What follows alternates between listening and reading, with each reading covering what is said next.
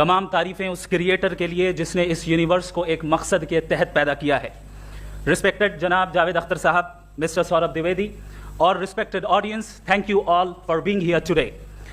آج کی ڈیبیٹ میں چونکہ ہم بات کرنے والے ہیں ڈز گاڈ ایگزسٹ کے ٹاپک پر, تو یہ ایک ایسا ٹاپک ہے جس کے متعلق کوئی بھی ڈیسیجن لینے کے لیے الگ الگ اسٹینڈرڈز ہو سکتے ہیں. لہٰذا ڈیبیٹ کے شروع میں یہ ضروری ہے کہ ہم یہ جان لیں کہ آج کے اس ٹاپک میں کون سا اسٹینڈرڈ صحیح ہوگا اور کون سا غلط ہوگا. سب سے پہلا اسٹینڈرڈ جسے میں سمجھتا ہوں کہ ہمارے رسپیکٹڈ جناب جاوید اختر صاحب بڑی تیزی کے ساتھ اس کی طرف لپکیں گے, وہ ہے سائنس. جبکہ سائنس در حقیقت خدا کے ایگزسٹنس کو ڈائریکٹلی ثابت کرنے یا اس کے ایگزسٹنس کو ڈینائی کرنے کے لیے اسٹینڈرڈ نہیں بن سکتی. اور اس کی وجہ کیا ہے یہ میں نہیں کہہ رہا, یہ وہ لوگ کہہ رہے ہیں جو سائنس کے ایکسپرٹس ہیں. نیشنل اکیڈمی آف سائنس کہتی ہے science doesn't have the processes to prove اور disprove the existence of God. Y? کیونکہ سائنس کا تعلق ایمپیریکل ایویڈنس سے ہے اور ایمپیریکل ایویڈنسز کا تعلق ہمارے نیچرل اور فزیکل ورلڈ سے ہے, جبکہ گاڈ نان فزیکل اور سپر نیچرل ریالٹی ہے. لہٰذا نان فزیکل ریالٹی کو آپ اس ٹول کے ساتھ نہیں چیک کر سکتے جس کا کام فزیکل ریالٹی کو تلاش کرنا ہے. لہٰذا آج اس ڈیبیٹ میں گاڈ کی ایگزسٹنس کو ثابت کرنے یا اسے ڈینائی کرنے میں سائنٹیفک ایویڈنس کو ایکسیپٹ نہیں کیا جائے گا.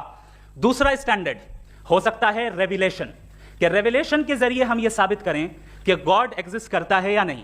لیکن یہ اسٹینڈرڈ بھی آج ارریلیونٹ ہے. کیوں؟ کیونکہ ریویلیشن میرے نزدیک سورس آف نالج ہے, ویلڈ سورس آف نالج ہے, لیکن ہمارے جاوید اختر صاحب کے نزدیک یہ ویلڈ سورس آف نالج نہیں ہے. لہٰذا آج کی ڈیبیٹ میں ایک بھی ایویڈنس کسی بھی مذہبی اسکرپچر سے نہیں دوں گا تاکہ جاوید اختر صاحب کے لیے وہ ان ایکسیپٹیبل نہ ہو.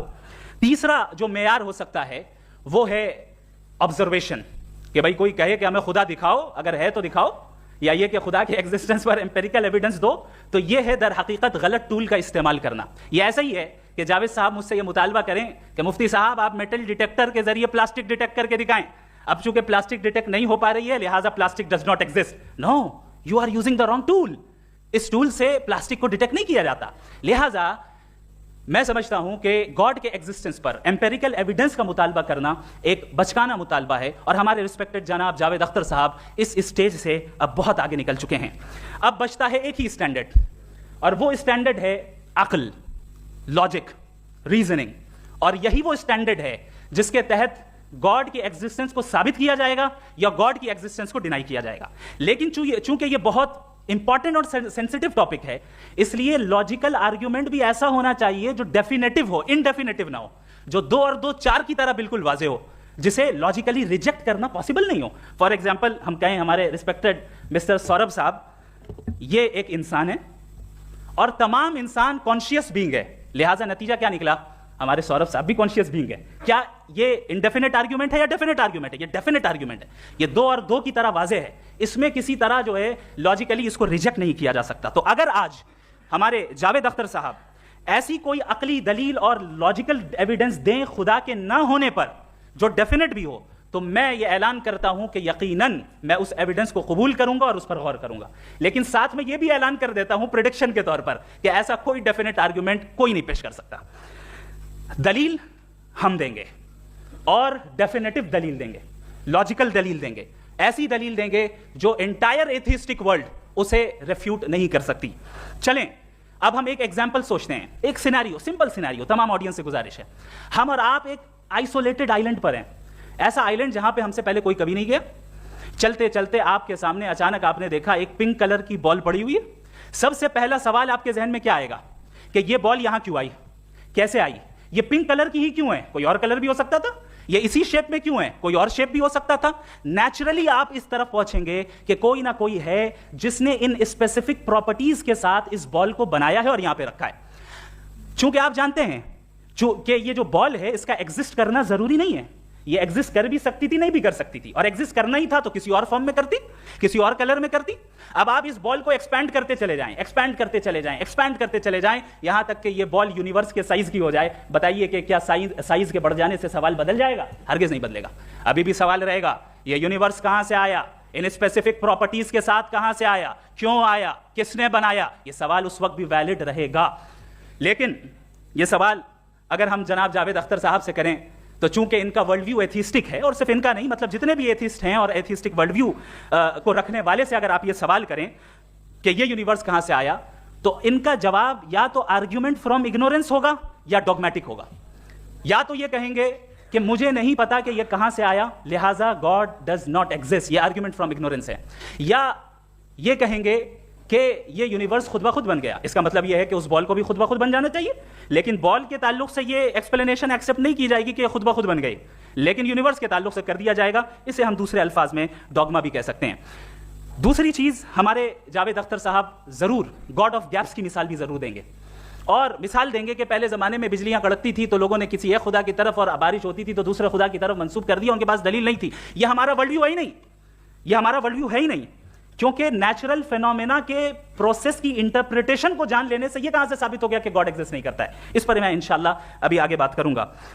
آپ حضرات یہ بھی دیکھیں گے، اور میں یہ ایکسپیکٹ کرتا ہوں کہ ہمارے رسپیکٹڈ جناب جاوید اختر صاحب ضرور ایموشنل آرگیومنٹس بھی دیں گے، جو کہ ایک لاجیکل فیلیسی ہے جب بات آتی ہے ٹروتھ کو ڈیسائیڈ کرنے میں. کیوں؟ مثال کے طور پر وہ کہیں گے کہ اگر گاڈ ہے تو ایول کیوں ایگزسٹ کرتا ہے، جبکہ میں کہتا ہوں ایول کا ایگزسٹ کرنا گاڈ کے ایگزسٹ کرنے کی دلیل ہے، اس کے خلاف نہیں ہے. چونکہ اگر گاڈ ہے تو ہم سب اس کے سامنے اکاؤنٹیبل ہیں، اور اگر ہم اکاؤنٹیبل ہیں تو اکاؤنٹیبلٹی کے لیے ایول کا موجود ہونا ضروری ہے، اس کے بغیر ہم اکاؤنٹیبل نہیں ہو سکتے. اور اگر ہم اکاؤنٹیبل نہیں ہیں تو ہم جناب جاوید اختر صاحب سے پوچھیں گے کہ آپ بتائیں کہ پھر سفرنگ اس دنیا میں کیوں ہے؟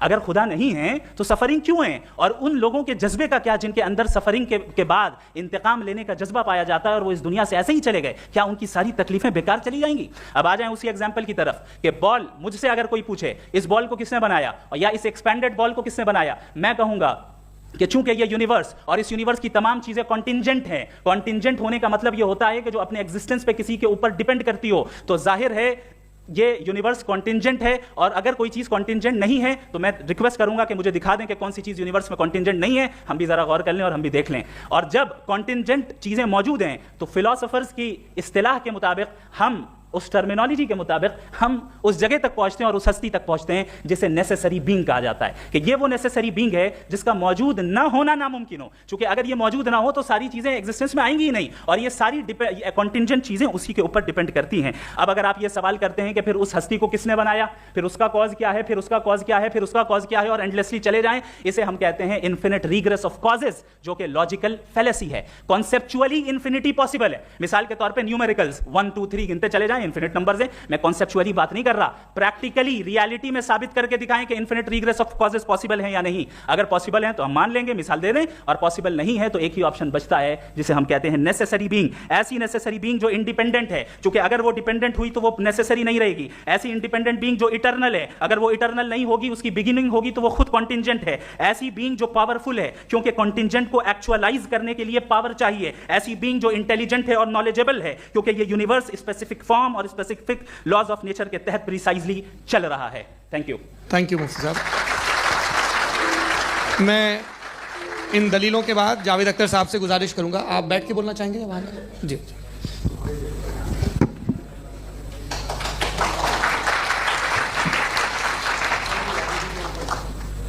پہلے تو میں مفتی صاحب کو ایک اچھی خبر دینا چاہوں گا کہ میری نالج سائنس کے بارے میں بڑی معمولی ہے، تو آپ فکر نہ کریں اس کی، لیکن کچھ کامن سینس ہے مجھ میں. دیکھیے، یہ خدا کا تصور کوئی نیا تصور نہیں ہے، یہ صدیوں سے رہا ہے. یہ کچھ ریلیجن 3000 سال پرانے ہوں گے، 4000 سال پرانے ہوں گے، لیکن انسان کوئی 10,000 12,000 سال سے ایگزسٹ کرتا ہے ہومو سیپین کی شکل میں، اور ہمیشہ کچھ نہ کچھ مذہب رہے. یہ مذہب جاہلوں کے نہیں تھے، یہ مذہب ایک ایسی گریک سوسائٹی کے تھے جہاں بڑے بڑے فلاسفر پیدا ہوئے. یہ مذہب ایجپشینس کے تھے جنہوں نے پیرامڈ بنائے تھے. یہ رومنس کے تھے کہ جن کا آرکیٹیکچر اور سینٹ یعنی پہلی بنیاد ڈیموکریسی کی، لمیٹڈ تھی مگر ڈیموکریسی تھی، یہ ان لوگوں نے کیے تھے. تو ان کا جو جوپیٹر تھا، را تھا، زیوس تھا، انہیں اس پہ اتنا ہی اعتماد تھا جتنا آج کسی مذہبی آدمی کو اپنے خدا پہ ہوگا. کرسچینٹی آنے سے پہلے یورپ میں ایک مذہب تھا جرمینک ریلیجن. اس کا ایک خدا تھا، اس کی ایک بیوی تھی، اس کے 2 بیٹے تھے، ایک بیٹی تھی. پھر جرمنی میں جب یورپ میں کرسچینٹی آئی تو وہ خدا، اس کی بیوی اور پورے خاندان چلا گیا. تو اگر ہم ہسٹری دیکھیں تو خدا جو ہیں وہ زیادہ تر فانی ہے. وہ ہمیشہ رہے نہیں. اور وہ جو لوگ انہیں مانتے تھے ان کو آپ کہیں وہ تو جاہل تھے, انہیں تو کچھ پتہ ہی نہیں تھا. ایسا نہیں ہے. وہ اپنے وقت میں بڑے قابل لوگ تھے اور اپنے وقت میں انہوں نے بڑے بڑے کام کیے ہیں. فلاسفر تھے, سائنٹسٹ تھے, لیکن ان کا مذہب کہاں گیا, ان کے خدا کہاں گئے؟ آج جو خدا ہیں دنیا میں لوگ انہیں مانتے ہیں. آپ کو کیا معلوم کہ کتنے برسوں کے بعد کیا ہونے والا ہے؟ ہم یورپ میں دیکھتے ہیں تو چرچ خالی ہیں. تو وقت کے ساتھ چیزیں بدلتی ہیں. جہاں تک اس کا تعلق ہے مذہبوں کا, ہر مذہب آپ سے ایک چیز مانگتا ہے, فیتھ. یہ فیتھ کیا چیز ہوتی ہے؟ What is the difference between faith and belief? یہ تو بہت ہی احمقانہ بات ہوگی کہ کوئی آدمی کہے صاحب اگر خدا ہے تو مجھے دکھائیے. یہ تو جاہلانہ بات ہوئی. میں نے تو نارتھ پول نہیں دیکھا ہے, مگر میں مانتا ہوں کہ نارتھ پول ہے. میں کیوں مانتا ہوں؟ اس لیے کہ اگر یہ دنیا راؤنڈ ہے تو اس کا کوئی ٹاپ ہوگا. کچھ لوگ ہیں جو وہاں گئے بھی ہیں, کامن سینس کہتا ہے کہ ایسا ہوگا, ثبوت ہے, گواہ ہے, ریزن ہے. تو یہ میرا فیتھ نہیں ہے. تو فیتھ میں اور بلیف میں ڈفرنس کیا ہے؟ جو مذہب مانگتا ہے, ہر مذہب فیتھ مانگتا ہے. فیتھ کا مطلب یہ ہے کہ نہ کوئی گواہ ہو, نہ کوئی ثبوت ہو, نہ کوئی ریشنل ہو, نہ کوئی لاجک ہو, نہ کوئی پروف ہو, مگر تم ایک بات کو مانو. یہ ہے فیتھ. ورنہ بلیف ہوتا. اگر اس میں کچھ بھی ثبوت ہوتے, گواہ ہوتے, تو پھر اسے آپ بلیف کہتے ہیں. جیسے میرا بلیف ہے کہ نارتھ پول ہے, میرا فیتھ تھوڑی ہے. فیتھ ان تمام شرطوں کو رد کرتا ہے. تو پھر اسٹوپیڈیٹی کیا ہے؟ اگر میں ایک بات ایسی مانوں جس کی نہ کوئی لاجک ہے, نہ کوئی ریشنل ہے, نہ کوئی پروف ہے, نہ کوئی گواہ ہے, نہ کوئی ثبوت ہے, اور میں اسے مانوں, تو یہ اسٹوپیڈیٹی ہوئی. اسے ہی بھائی کل کو میں یقین کر لوں کہ ایلون مسک جو ہے میرا بھائی ہے, تو مجھے انتہائی خوشی ہوگی, سکون بھی بہت ملے گا مجھے. لیکن اور کہے بھائی کیوں مانتے ہو, کیا ثبوت ہے بھائی, وہ تو امریکن ہے اور تم تو انڈین ہو, وہ تو نسل الگ ہے, تمہیں کبھی ملے بھی نہیں. صاحب دیکھیے یہ میرا فیتھ ہے, اس پہ بات نہ کیا. فیتھ کا مطلب ہی یہ ہے کہ آپ پروو نہیں کر سکتے. اگر آپ پروو کر سکتے ہو تو فیتھ کی ضرورت ہی نہیں. پھر تو آپ بات کریں گے, آپ کتنی بحث کر لیجیے. الٹیمیٹلی دنیا کا ہر مذہب فیتھ پہ ٹکا ہے, اور فیتھ کا مطلب ہے ایک ایسا یقین جس کا کوئی ثبوت, کوئی گواہ, کوئی ریشنل نہیں. اب آپ یہ کہیں, کیا آپ یہ کیوں کہہ رہے ہیں کہ صاحب یہ کائنات کس نے بنائی؟ کمال یہ ہے کہ آپ نے بتایا کہ ایک آئلینڈ پہ گئے اور ایک بال دیکھی. آپ نے یہ نہیں کہا کہ آئلینڈ کس نے بنایا, آپ کو صرف بال پہ حیرت ہوئی. ہم نے آئلینڈ پہ حیرت نہیں کی, ہوتے ہیں آئلینڈ. اسی طرح یہ آئلینڈ ہے, ستارے, یہ گیلیکسیز, یہ سب آئلینڈ ہیں, خلا میں. ہم انہیں ٹیکن فور گرانٹیڈ لیتے ہیں, ہم پوچھتے نہیں کیسے بنائے. آپ نے جزیرے کے بارے میں نہیں پوچھا ہے. میری پیدائش کیسے ہوئی؟ کیا میں پلانٹ پیدا ہوا تھا؟ I was plant to be born, یا ایک لکی اسپن تھا جو کسی ایک سے چپک گیا؟ میری پیدائش رینڈم. اور انصاف جسے آپ کہتے ہیں, انصاف کا تو نیچر سے کوئی واسطہ ہی نہیں ہے. جو آپ کہتے ہیں کہ ایک دن انصاف کرے گا, انصاف از اے ہیومن کانسیپٹ. نیچر میں کوئی انصاف نہیں. اگر شیر ہرن کو کھا جاتا ہے تو اسے کوئی سزا نہیں ملتی. اگر ایک آندھی آتی ہے اور ہرے بھرے پیڑوں کو اکھاڑ کے پھینک دیتی ہے تو آندھیوں کی جیل نہیں ہوتی ہے. نیچر میں انصاف نہیں, اس لیے وہ نیچر کو انصاف کی ضرورت بھی نہیں. نیچر تمام ایک ہے. اب ہم کہیں کہ صاحب یہ دیکھیے جو میں نے کھانا کھایا تھا یہ میری آنکھ تو نہیں یوں کر دیا اسے تو اسے سزا ملنی نہیں, وہ سسٹم ہے, ایسے ہی چل رہا ہے. نیچر بغیر انصاف کے ہے. انصاف از اے ہیومن کانسیپٹ. تو جو آپ سے کہتا ہے کہ میں تمہیں انصاف دوں گا وہ انسانی ذہن کی پیداوار ہے. یہ نیچرل ہے ہی نہیں, یہ آسمانی ہے ہی نہیں. نیچر کا تصور, انصاف کا تصور. بھائی آپ ساتھ ملتے ہیں, اب آپ لیفٹ ہینڈ ڈرائیو کرتے ہیں, یہ کیا ہے؟ تمام سچ, تمام نیکی, تمام شرافت لیفٹ ہینڈ ڈرائیو ہے. ورنہ کیا ہوگا, یا تو آپ کیوس کر دیں گے, آپ کا ایکسیڈنٹ ہو جائے گا, یا آپ کسی کو مار دیں گے, یا ٹریفک جام ہو جائے گا. جھوٹ, بے ایمانی, رشوت خوری, یہ تمام جو ہے driving on the wrong side ہے. اس کے اوپر کچھ نہیں. یہ تو ہم نے بنایا, جیسے ہم نے لیفٹ ہینڈ ڈرائیو بنائی ہے. یہ کانسیپٹ آف انصاف جو ہے یہ ہمارا ہے, اس کا نیچر سے کوئی واسطہ نہیں. شیر کھا جاتا ہے ہرن کو, اسے جیل ہوتی ہے کیا؟ کچھ بھی نہیں, ہے ہی نہیں. تو یہ جو دنیا کے ریلیجن پرومس کرتے ہیں آپ سے انصاف, اسی سے معلوم ہوتا ہے کہ یہ مین میڈ ہے. یہ تصور کہیں اور کا ہے ہی نہیں. जो नेचर है, कुछ लोग कहते हैं नेचर ही खुदा है, तो नेचर में तो इंसाफ नहीं कहीं। और आप वादा कर रहे हैं कि तुम्हें मरने के बाद इंसाफ मिलेगा।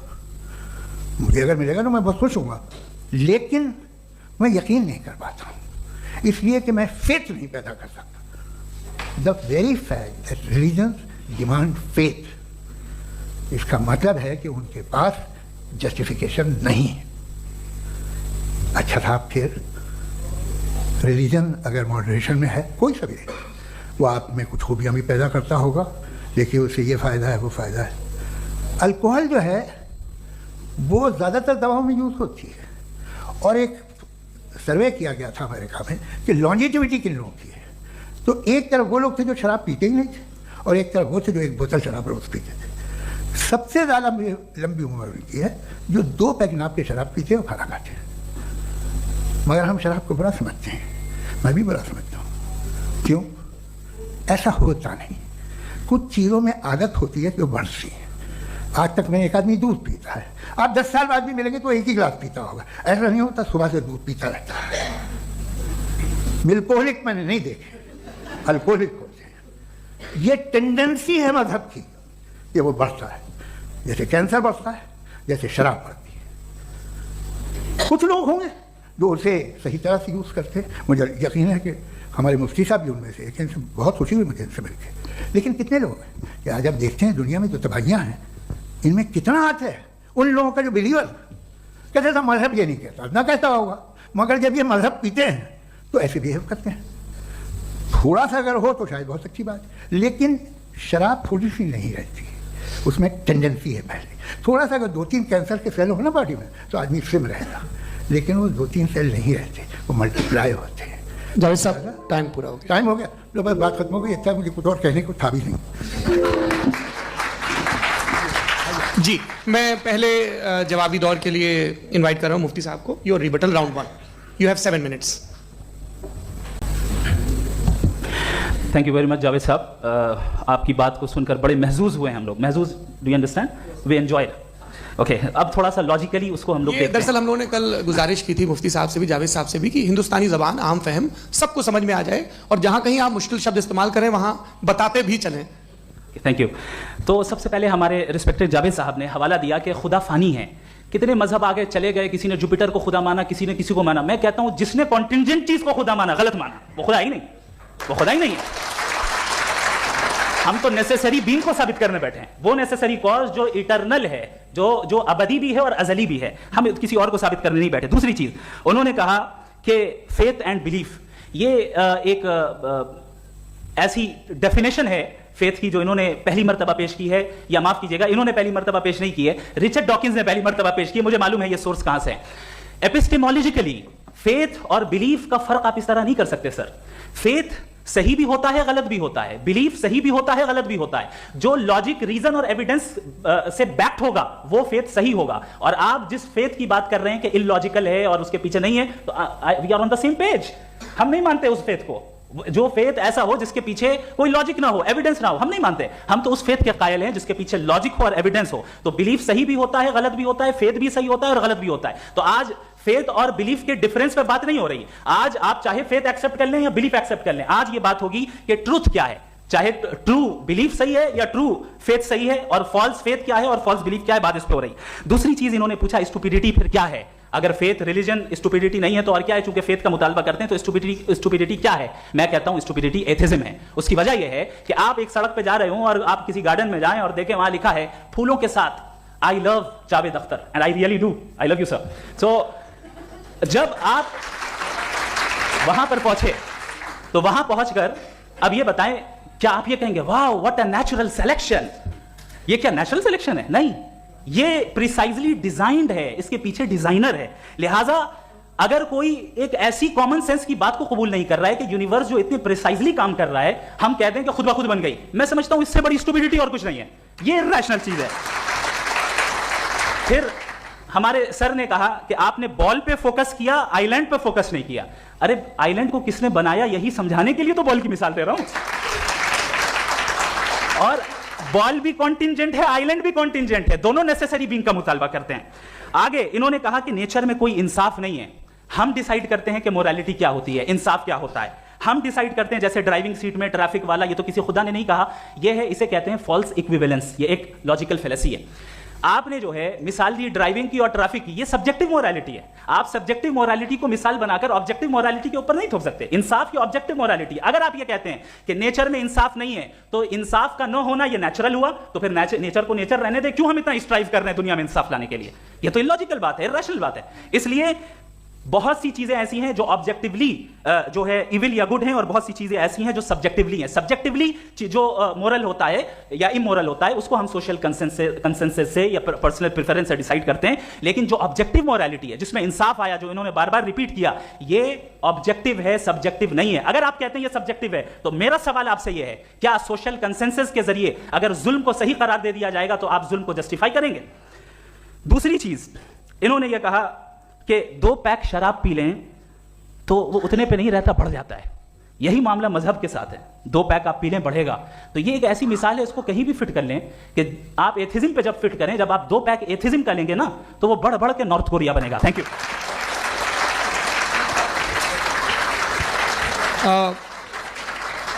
فرسٹ راؤنڈ کے ریبٹل کے لیے میں جاوید صاحب کو انوائٹ کر رہا ہوں. آپ کے پاس 7 منٹ کا وقت ہے, ریسیٹ کر دیجیے گا پلیز.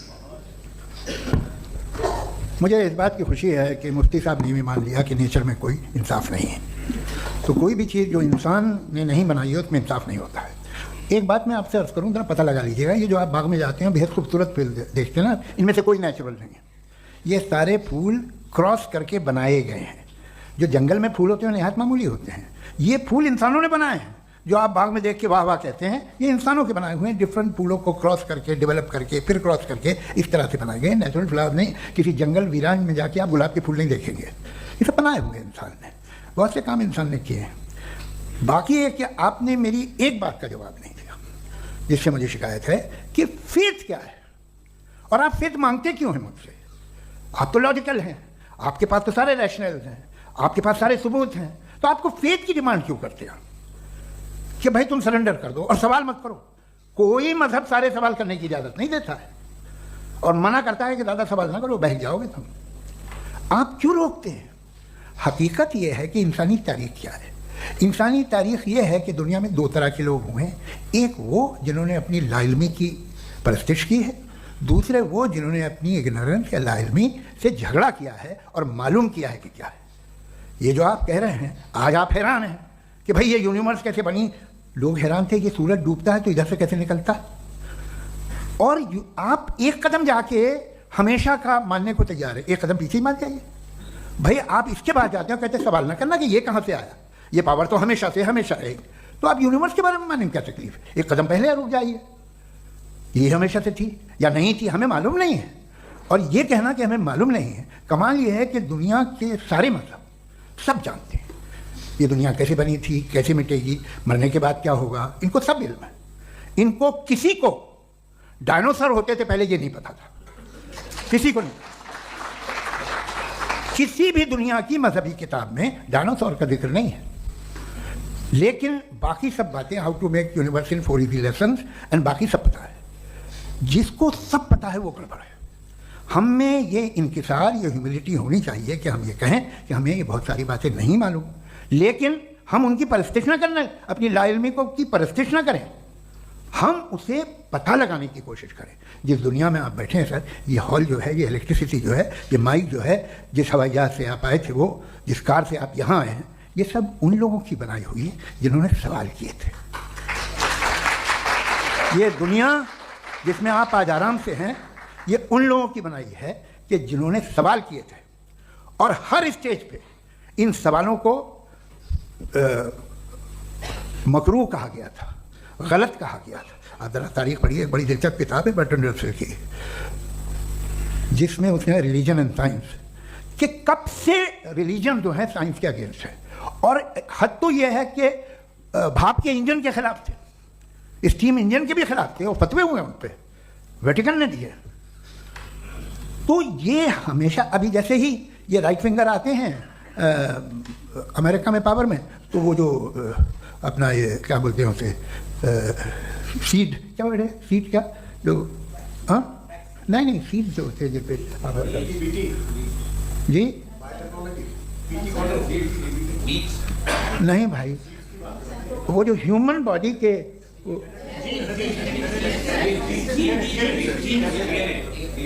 उस पर रिसर्च बंद हो जाती है, रिपब्लिकन नहीं करने देते। अरे भाई इतना डर क्या है तुम्हें? एक ज़माने में बहुत नाराज़ थे ये सारे मजहबी लोग कि ये इंसान तो इंसान बनाने की कोशिश कर रहा है। आपको क्या तकलीफ भाई? बना ले तो बना लेने दो, ये खौफ क्या है? और ये सब आज जो आप कह रहे हैं नामुमकिन है, ये कैसे हुआ? मुझे एक किस्सा याद आता है। जब मैं 6ठी क्लास में था तो मैं मैथमेटिक्स में बहुत वीक था, तो एक टीचर रख दिया गया, उसने 1 2 3 4 5 6 7 तो सिखा दिया मुझे। वो दिन मैं भूल नहीं सकता हूँ मुफ्ती साहब, जिस दिन उसने ये बताया कि 1/2 क्या होता है और 3/4 क्या होता है। मुझे ऐसा लगा कि मेरा सर बीच से फट जाएगा। ये आदमी कह रहा है कि जो दीवार के अंदर जाओ वॉक करते हुए। आज हंसता हूँ मैं इस बात पे। तो आज जो बातें आपके जहन से बिल्कुल परे हैं और आप हैरान होते उन्हें देख के, एक वक्त आएगा कि मामूली लगेंगे। और हुआ है, आपकी इंसानी तारीख ही है। इतनी जल्दी सारे फैसले आप मत कर लीजिए, थोड़ा ये ह्यूमिलिटी रखिए कि भाई ये हमें नहीं मालूम। ये कहने में क्या है? ये यूनिवर्स कहाँ तक फैली, ये कब से है और कब तक रहेगी, हमें नहीं मालूम। आपने फैसला कर लिया कब बनी। ये आपके हिसाब से कोई 14 बिलियन ईयर्स बनी जो समझा जाता है। उससे पहले हजारों करोड़ों अरबों साल तक खुदा बैठा क्या कर रहा था? खामोश बैठा था, ऐसी जमाइयाँ ले रहा था। फिर उसे आइडिया आया, यार एक काम करते, वक्त अच्छा गुजर जाएगा यूनिवर्स पर आपसे। सोचिए, वो तो हमेशा से है ना, मगर यूनिवर्स हमेशा से नहीं है, ये तो बनाई गई है। और उससे पहले क्या था, इनका क्या काम था? कैसी बात है? ये बड़ा आसान है। जो बात हमें आज धीरे धीरे पता चली है, बरसों 2000 और 2500 साल पहले आपको किसी ने बता दिया कि क्या था, आप मान गए, और तब से वही मान रहे हैं जो 2500 साल पहले कहा गया था। सब कुछ बदल गया है, सॉल्व हो रही हैं चीज़ें। अभी साइंस बिल्कुल दावा नहीं करती, या कोई फिलोसफर ये दावा नहीं करता कि हमें सब मालूम, बल्कि वो कहता है कि हमें जितना मालूम होता है उससे ये मालूम होता है कि हमें कितना कम मालूम। तो हम अपनी जहालत से लड़े, उसकी परस्टेश न करें। जी, टाइम, थैंक यू। मैं तर्कों की श्रृंखला में राउंड 2 के लिए मुफ्ती साहब को आमंत्रित कर रहा हूँ। आपके पास एक बार फिर से 7 मिनट का वक्त है। शुक्रिया। जनाब जावेद अख्तर साहब कई मरतबा दोहरा रहे हैं कि फेथ का मतलब बताइए, फेथ का मतलब बताइए। मैंने बता दिया, फेथ सही भी होता है, गलत भी होता है। और आज हम फेथ पे बात नहीं कर रहे हैं, हम ट्रुथ और डज गॉड एग्जिस्ट पे बात कर रहे हैं। क्या डज गॉड एग्जिस्ट, ये ट्रुथ यानी गॉड है या नहीं है, इसमें से दोनों ट्रुथ क्या है। अब आप उसे फेथ कह लें, बिलीफ कह लें, नॉट माई बिजनेस। उसके बाद आपने कहा कि भाई सवाल करने से मजहब रोकता है। मैं कहता हूं जो रोकता है वो रोकता होगा, मैं नहीं रोकता, बल्कि सवाल करें, सवाल करना चाहिए। सवाल कर करके तो हम आगे बढ़ते हैं, तरक्की करते हैं, और इसीलिए मैं आज यहां पे आया हूं। लेकिन सवाल सिर्फ खुदा से नहीं होगा, आपसे भी होगा। सवाल एथिज्म से भी होगा, सवाल सिर्फ मजहब से नहीं होगा, सबसे होगा। और आज मैं सवाल करूंगा और उम्मीद है कि आप जवाब देंगे। अभी तक आपने वैसे कॉन्टिंजेंसी आर्गुमेंट का कोई जवाब नहीं दिया। चलें, आपने कहा यूनिवर्स के बारे में इटर्नल क्यों नहीं बोल देते। ये चूंकि लॉजिकली पॉसिबल ही नहीं है कि यूनिवर्स इटर्नल हो। यूनिवर्स एक कॉन्टिंजेंट चीज है जो टाइम एंड स्पेस के पाबंद है, टाइम एंड स्पेस से बाउंड है। जो टाइम एंड स्पेस से बाउंड होगा वो कॉन्टिंजेंट होगा, जो कॉन्टिंजेंट होगा वो उसकी बिगिनिंग हुई होगी, जिसकी बिगिनिंग हुई होगी वो इटर्नल नहीं हो सकता। ये तो कॉमन सी बात है। आपने कहा कि किसी मजहबी किताब में डायनासोर का जिक्र नहीं है। अफसोस कि आज तक किसी मैथमेटिक्स की किताब में मुझे डायनासोर का जिक्र नहीं मिला। तो इसका मतलब मैथमेटिक्स की किताब बेकार है? नहीं, उसका वो टॉपिक नहीं है। रेवलेशन का और मजहबी किताबों का टॉपिक ये नहीं है कि आपको आके बताए साइकिल कैसे बनाते हैं, या आकर ये बताएं कि जो है डायनासोर कब था। वो तो मोरालिटी सिखाने आया है, गॉड के बारे में बताने आया, नॉन फिजिकल रियलिटी की हकीकत को सिखाने के लिए आया। रिलीजन साइंस को रोकता है? नहीं रोकता। अगर रोकता है तो गलत करता है। रिलीजन साइंटिज्म को रोकता है, जिसमें हमारे जावेद साहब मुब्तला है। साइंस और साइंटिज्म में फर्क है। साइंटिज्म यह है कि आप समझें कि साइंस और साइंटिफिक मेथोडोलॉजी ये नॉलेज को हासिल करने का वाहिद सोर्स ऑफ नॉलेज है। यह है साइंटिज्म। हम इसे रिजेक्ट करते हैं। हम साइंस को तो तरक्की करते हैं, भाई आप हमारी पूरी तारीख कर लें, पढ़ लें तो आपको पता चल जाएगा। बहरहाल ये अलग टॉपिक है। उसके बाद इन्होंने एक लफ्ज कहा, वेटिकन ने फतवा दिया। वेटिकन का फतवे से कोई ताल्लुक नहीं है, दोनों कॉन्ट्राडिक्टरी अल्फाज हैं। उसके बाद उन्होंने कहा कि भाई हमें नहीं मालूम। अगर नहीं मालूम तो क्लियरली कह देना कि नहीं मालूम है, इसमें क्या हरज है। तो वही तो मैं कह रहा हूं ना कि आप कह दें कि नहीं मालूम, लेकिन क्लेम क्यों कर रहे हैं कि गॉड एग्जिस्ट नहीं कर रहा है। आप कह दें नहीं मालूम है, हो सकता है हो सकता ना हो, लेकिन आप क्लेम कर रहे हैं। The moment you say God does not exist, this is a claim, and now the burden of proof is upon you too, जैसे हमारे ऊपर है। और क्यों है मैं बताता हूं, क्यों है ये भी मैं बताता हूं। فلسافیکلی جو کلیم ہوتا ہے نا, صرف یہ نہیں ہوتا کہ انسان کہے پازیٹیو کلیم کرے اور نیگیٹو کلیم کرے تو برڈن آف پروف نہیں ہے. آپ مثال کے طور پہ میں کہوں کہ فلاں اس کمرے میں کوئی نہیں ہے, میں نے ایک نالج کا کلیم کیا ہے, اس کمرے میں کوئی نہیں ہے, میں نے ایک نالج کا کلیم کیا, یا تو میں کہوں مجھے نہیں پتا, ہو بھی سکتا ہے نہیں بھی ہو سکتا ہے, دس از ناٹ اے کلیم. لیکن جب میں کہہ رہا ہوں کہ وہاں کوئی نہیں ہے یا میں کہہ رہا ہوں وہاں کوئی ہے, دونوں کلیم ہے اور دونوں کے اوپر برڈن آف پروف ہے. ہمارے اوپر بھی برڈن آف پروف ہے, میں نے کنٹینجنسی آرگومنٹ دیا, اسے توڑ کر دکھائیے. آخری چیز, انہوں نے کہا کہ خدا دنیا بنانے سے پہلے 150 سال پہلے یا کروڑوں سال پہلے کیا کر رہا تھا. ارے حضرت, چلیں بہرحال میں جواب دے دیتا ہوں, آپ ہمارے ریسپیکٹڈ پرسنالٹی ہیں, اگر آپ نہیں ہوتے تو میں اسے انٹرٹین ہی نہیں کرتا. ٹائم, یہ 100 سال پہلے یا 100 سال بعد, پہلے بعد میں ابھی, یہ وہ الفاظ ہیں جن کا تعلق ٹائم سے ہے. ٹائم شروع ہی ہوا ہے یونیورس کی بگننگ کے بعد, تو اس کے پہلے خدا کیا کر رہا تھا, سوال ہی لاجیکل ہے, یہ فیلسی ہے. یعنی آپ یہ کہہ رہے ہیں کہ یونیورس کے بننے سے پہلے خدا کیا کر رہا تھا, ٹائم کے بننے سے پہلے, پہلے کا تعلق ٹائم سے, ٹائم اس وقت تھا ہی نہیں, تو یہ سوال ہی انویلڈ ہے خدا کے تعلق سے. دوسری چیز, آرگیومنٹ آف کنٹینجنسی جو میں نے آپ کے سامنے پیش کی ہے, آپ نے بار بار یہ پروف کیا اور یہ کہہ رہے ہیں کہ گاڈ آف گیپس. دیکھیں پہلے نہیں معلوم تھا, سائنس نے کر دیا. سمپل کی مثال سے میں سمجھا دیتا ہوں.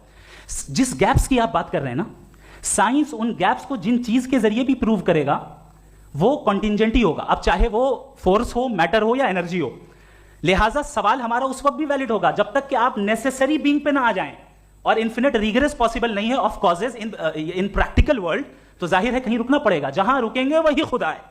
دوسری چیز, آپ نے یہ کہا, کیا کہہ رہا تھا میں کس point, what? Oh no, after that, just now.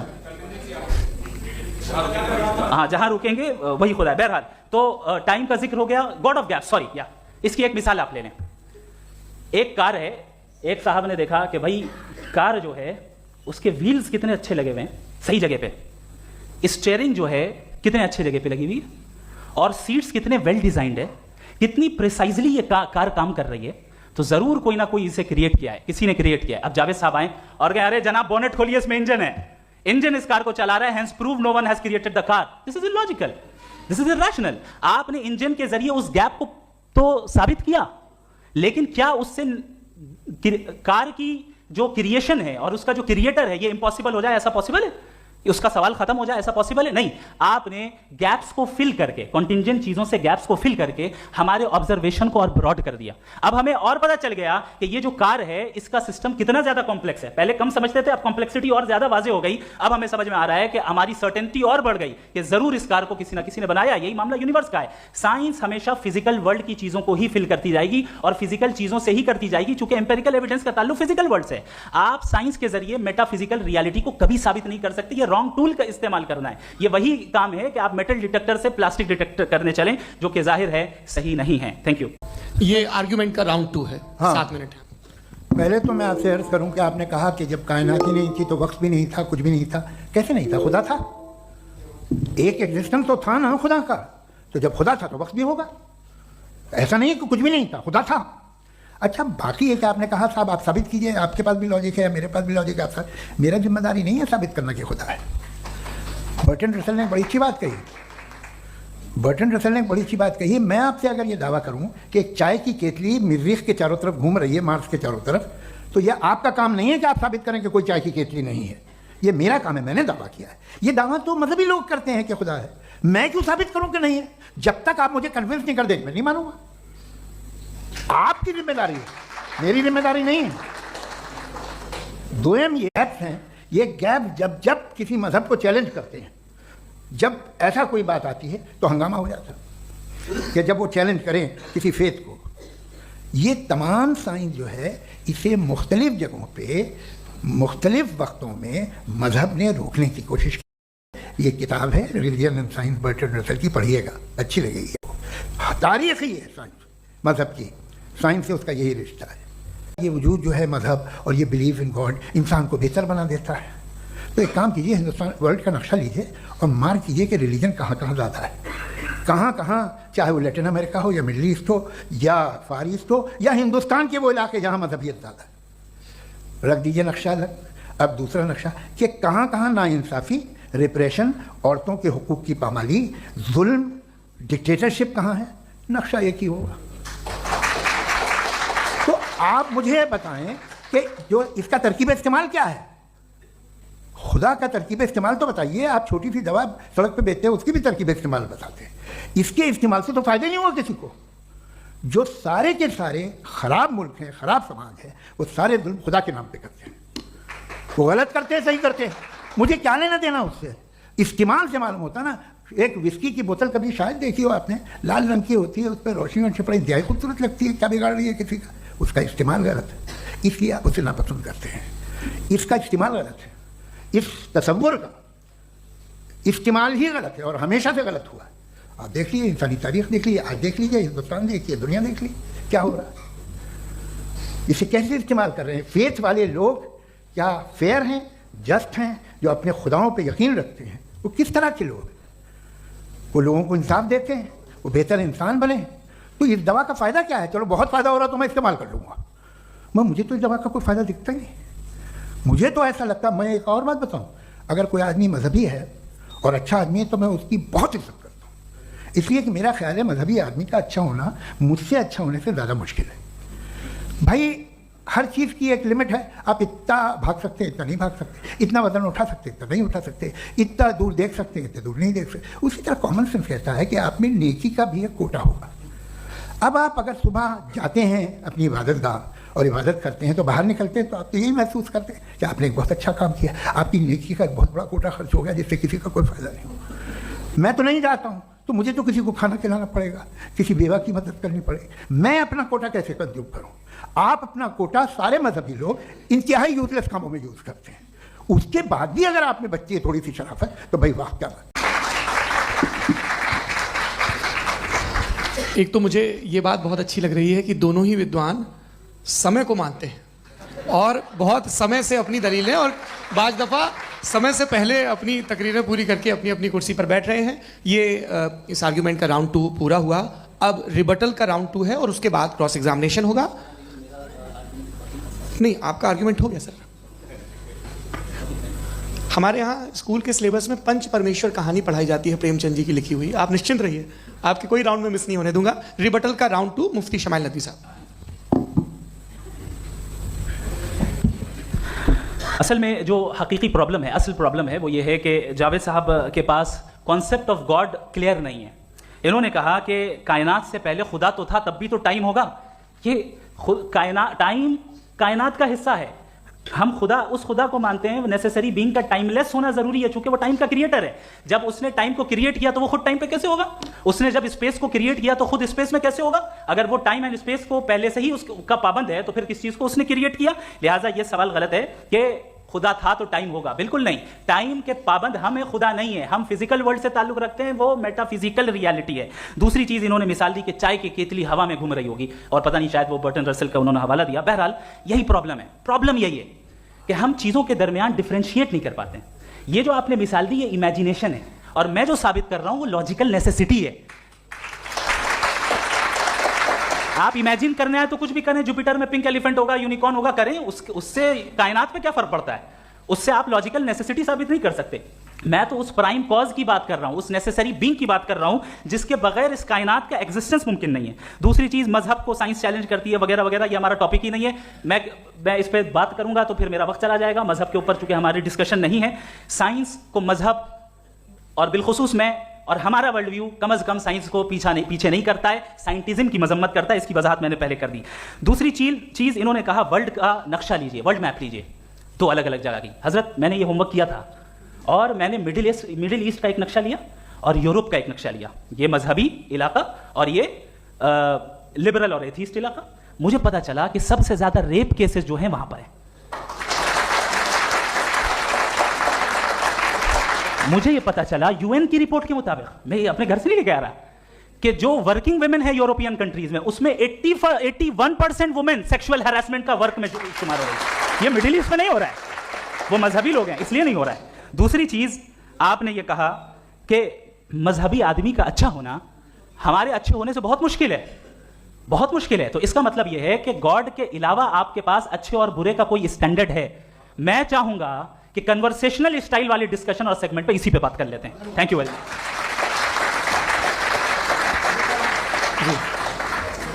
یہ ریبٹل کا راؤنڈ 2 ہے. آپ کے پاس 5 منٹ کا وقت ہے اور اس کے بعد کراس ایگزامینیشن شروع کریں گے. آپ چاہیں تو جو انہوں نے سوال پوچھے ان کے جواب آپ ریبٹل میں بھی دے سکتے ہیں. جی جی دیکھیے, پہلے تو یہ بات کہ یہ مثال غلط نہیں ہے, غلط ہے. انہوں نے پہلے ہی ہم کو ڈسارم کر دیا.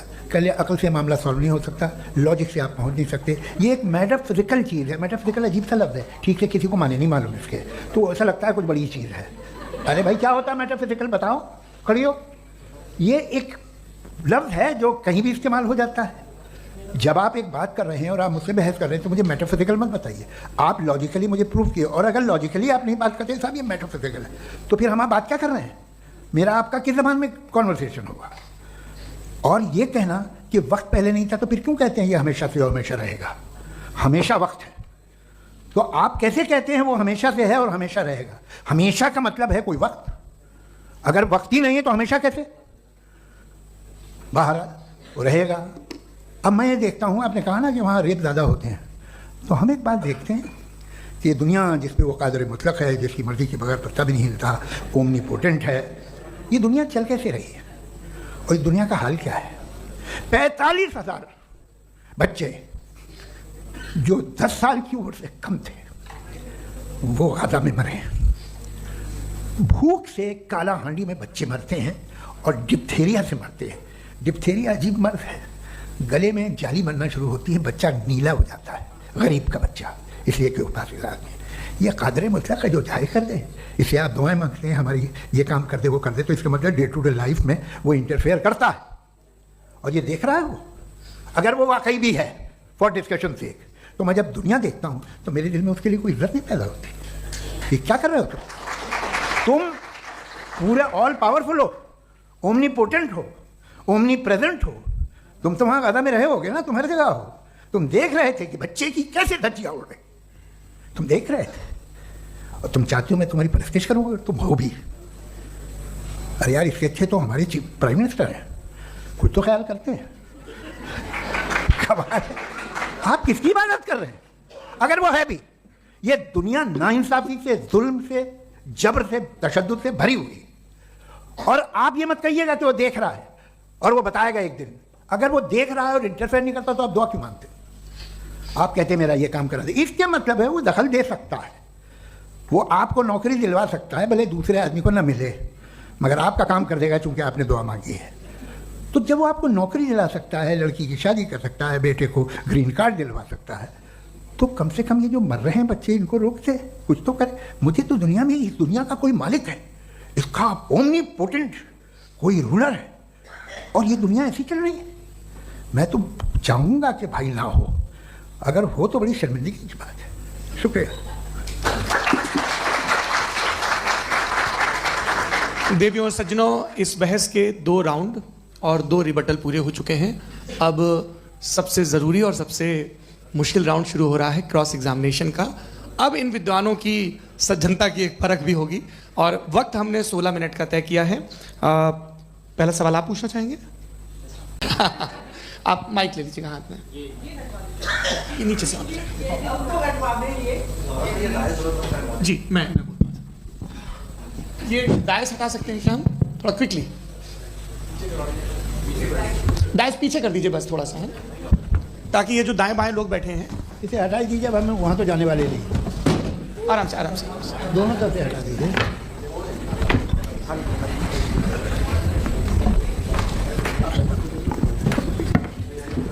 اس بیچ آپ لوگ بھی اپنے اپنے سوال تیار کر لیں.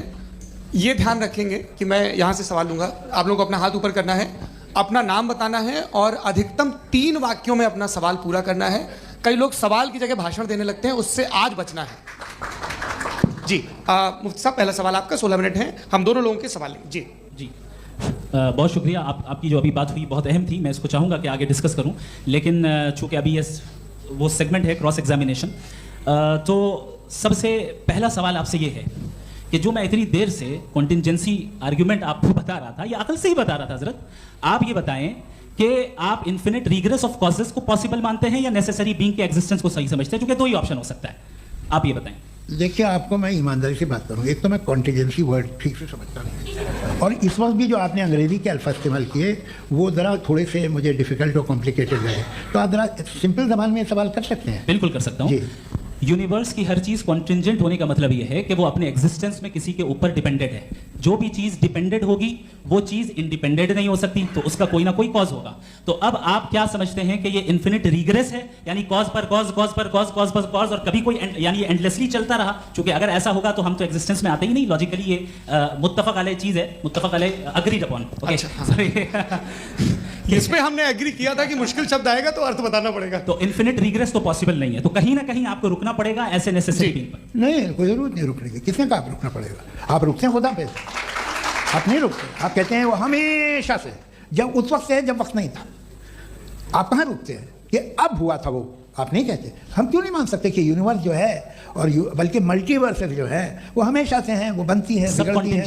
एक हमारे यहाँ एक चीज़ है ब्लैक होल, वो समेट लेता है वापस, फिर ब्लास्ट होता है, फिर फैल जाता है, और इसमें हमारी तो खैर कोई औकात ही नहीं है। इंसान की एक छोटे से जर्रे पे हम 50-60 साल की उम्र रखते हैं, जो करोड़ों अरबों साल की कायनात है उसमें, और पैदा भी नहायत ही बेहुदा वजह से हुए थे। तो इसमें ये सोचना कि इसकी वजूहात और ये क्यों है, ये डिपेंडेंट है, ये हम देख रहे हैं, क्या मालूम। आप सोचिए कि ये जो फैल रही है कायनात, ये कहाँ फैल रही है, ये कहाँ जा रही है, और ये फैल क्यों रही है? अरे बना ली थी तुमने, रुको भैया, काफ़ी है। ये फैल क्यों रही है? ये और कौन सी कायनात जिसे मैं दूरबीन से देखता हूँ तो 2 बिलियन लाइट ईयर पे है, उससे मेरा कोई वास्ता ही नहीं है। 2 बिलियन ईयर यानी अगर मैं 80,000 माइल्स पर सेकेंड से चलूँ तो 20 करोड़ साल में वहाँ पहुँच जाऊँगा। इसकी ज़रूरत क्या थी? ये दुनिया, ये कायनात तो इंसान अशरफुल मखलूक़ात के लिए बनाई गई ना। तो ये सब ये टर्म समझ में नहीं आया, इसमें कोई ख़ास समझने वाली बात थी नहीं। ये जो अल्टीमेट कहा यह जाता है कि ये जो पूरी यूनिवर्स है, ये जो दुनिया है, ये इंसान के लिए बनाई गई। अच्छा, ये सब इंसान के लिए। क्यों साहब, सही है ना? बिल्कुल, लेकिन इसका ये मतलब नहीं कि किसी चीज के पीछे रीजन आपको नहीं पता तो रीजन नहीं है, इसे कहते हैं नहीं, मुझे नहीं पता, लेकिन मेरी जिम्मेदारी नहीं है। वो बिल्कुल सही कहा था उसने, बर्टन रसल ने। आपने उसे मजाक में टाल दिया कि भाई आप एक दावा कर रहे हैं, मैं क्यों कहूँ कि ये गलत है दावा? आप प्रूफ कीजिए, मेरे पे जिम्मेदारी ही नहीं है, मैंने थोड़ी कहा है। आप प्रूफ कीजिए कि ये सही है। आप आर्गुमेंट ऑफ कंटिंजेंसी का जवाब ही नहीं दे रहे हैं। पूछना चाहेंगे? आप सवाल पूछना चाहेंगे मुफ्ती साहब से? क्योंकि ये क्रॉस एग्जामिनेशन का दौर है। आप जैसे पहले बोल रहे थे फेथ को लेकर कुछ। मैं ये पूछना चाहूँगा कि खुदा ने जो भी रेवलेशन किए हैं, एक मज़हब के नहीं, बहुत से मज़हबों में किए हैं, अलग अलग रेवलेशन है। कहीं कुछ एक बातें हैं, कॉन्ट्रडिक्शन भी है आपस में, कहीं कुछ आप कर सकते हैं, कहीं कुछ नहीं कर सकते। ऐसा नहीं है कि सबकी कोड ऑफ मॉरल एक है। तो ये किस्सा क्या है? अब आप ये देखिए कि मुझे कभी कभी लगता है कि ये जो फुटबॉल फाइनल होता है, लाखों लोग होते हैं, फिर वो टीवी कवर करती, करोड़ों लोग, अगर उसमें खुदा की एक बूमिंग आवाज़ आ जाती, मैं गॉड हूँ, तो सारे लोग अभी सुन लेते और टीवी पे भी सुन लेते, किस्सा खत्म होता। ये इतनी राजदारी क्या है कि तुम सामने कुछ तो सबूत दे दो हमें सॉलिड। ये कह साहब ये यूनिवर्स कैसे बनी, इससे मसला क्या हल होगा? मैं पूछूंगा आपसे खुदा कैसे बना? क्यों नहीं पूछूंगा कैसे बना? बल्कि वो तो कायनात से कहीं ज़्यादा इंटेलिजेंट है, कायनात से कहीं ज़्यादा कॉम्प्लेक्स। जी वो हमेशा से है। आप कहेंगे मैं मान लूँगा। अच्छा, दोयम वो कादिर मुतलक, यानी कादिर मुतलक मतलब ओमनीपोटेंट, तो जो चाहे कर सकता है। आपको नौकरी दिलवा सकता है, आपकी अच्छी जगह शादी करवा सकता है, आपके पड़ोसी का मुकदमा हरवा सकता है, आपको जिता सकता है, सब काम करता है। थोड़ा सा माइक क्लोज जी। वो इस दुनिया को चला कैसे रहा है? ये दुनिया कैसे चल रही है? आपको इस पर हैरत नहीं होती? या क़यामत के बाद कभी एक जस्टिस होगा, जब ये बच्चा मर चुका होगा जिसकी धज्जियाँ उड़ गई बम से, इसको इंसाफ मिलेगा तब। अच्छा, अब जवाब दूं? हाँ कीजिए। मैं इसीलिए आप ही की तरफ। सबसे पहले आपने रेवलेशन और स्क्रिप्चर्स की बात की, इस पे मैं बात कर सकता हूं, लेकिन आज नहीं करूंगा क्योंकि वक्त कम है। कभी और इस पे डिस्कस करेंगे, मैं तैयार हूं उस पे भी बात करने के लिए। ये अभी से राउंड 2 की भूमिका तय हो रही है। Does God exist round 2? जी, चूंकि आज गॉड के एग्जिस्टेंस पे बात है तो मैं उसी के रिलेटेड जो है आपके सवालात को एंटरटेन भी करूंगा और मैं भी पूछूंगा। आपने कहा कि आपने साबित ही नहीं किया, जबकि आर्गुमेंट ऑफ कॉन्टिंजेंसी बुनियादी आर्गुमेंट है। आप मुझे कॉन्टिंजेंसी का मतलब बताइए, आपका मतलब क्या कॉन्टिंजेंसी? कॉन्टिंजेंसी का मतलब यह हुआ कि हर वो वजूद जो किसी भी चीज का पाबंद है, हर वो वजूद या हर वो चीज जो अपने एग्जिस्टेंस में किसी भी चीज के पाबंद है और उससे बाउंड है, उसको उसकी जरूरत है, उस पर डिपेंड करती है, तो जाहिर सी बात है कि उसका कोई ना कोई कॉज होता है। ये तो अक्ल की बात है। یہ آپ ریزننگ کی بات کرتے ہیں, میں وہی کر رہا ہوں. دوسری چیز, آپ نے یہ بات کہی کہ اتنے بلین لائٹ ایئرز دور ہے, اس کا میرا کیا لینا دینا. پھر میرے خیال سے آپ کو یہ نہیں کہنا چاہیے I think there for I am N atheist. آپ کو سوچنا چاہیے, صرف آپ ایک لمیٹڈ دائرے میں رہ کر نہیں سوچیں بلکہ باہر نکل کر سوچیں. آپ نے تیسرا سوال کیا, آپ نے 2-3 سوال ایک ساتھ. ایسی باتیں نہ کیجیے, کتوں کو اعتراض ہو جائے گا آپ پہ کہ آپ کچھ بھی سوچیں. یہ اجازت آپ کو ہے نہیں, مجھے ہے.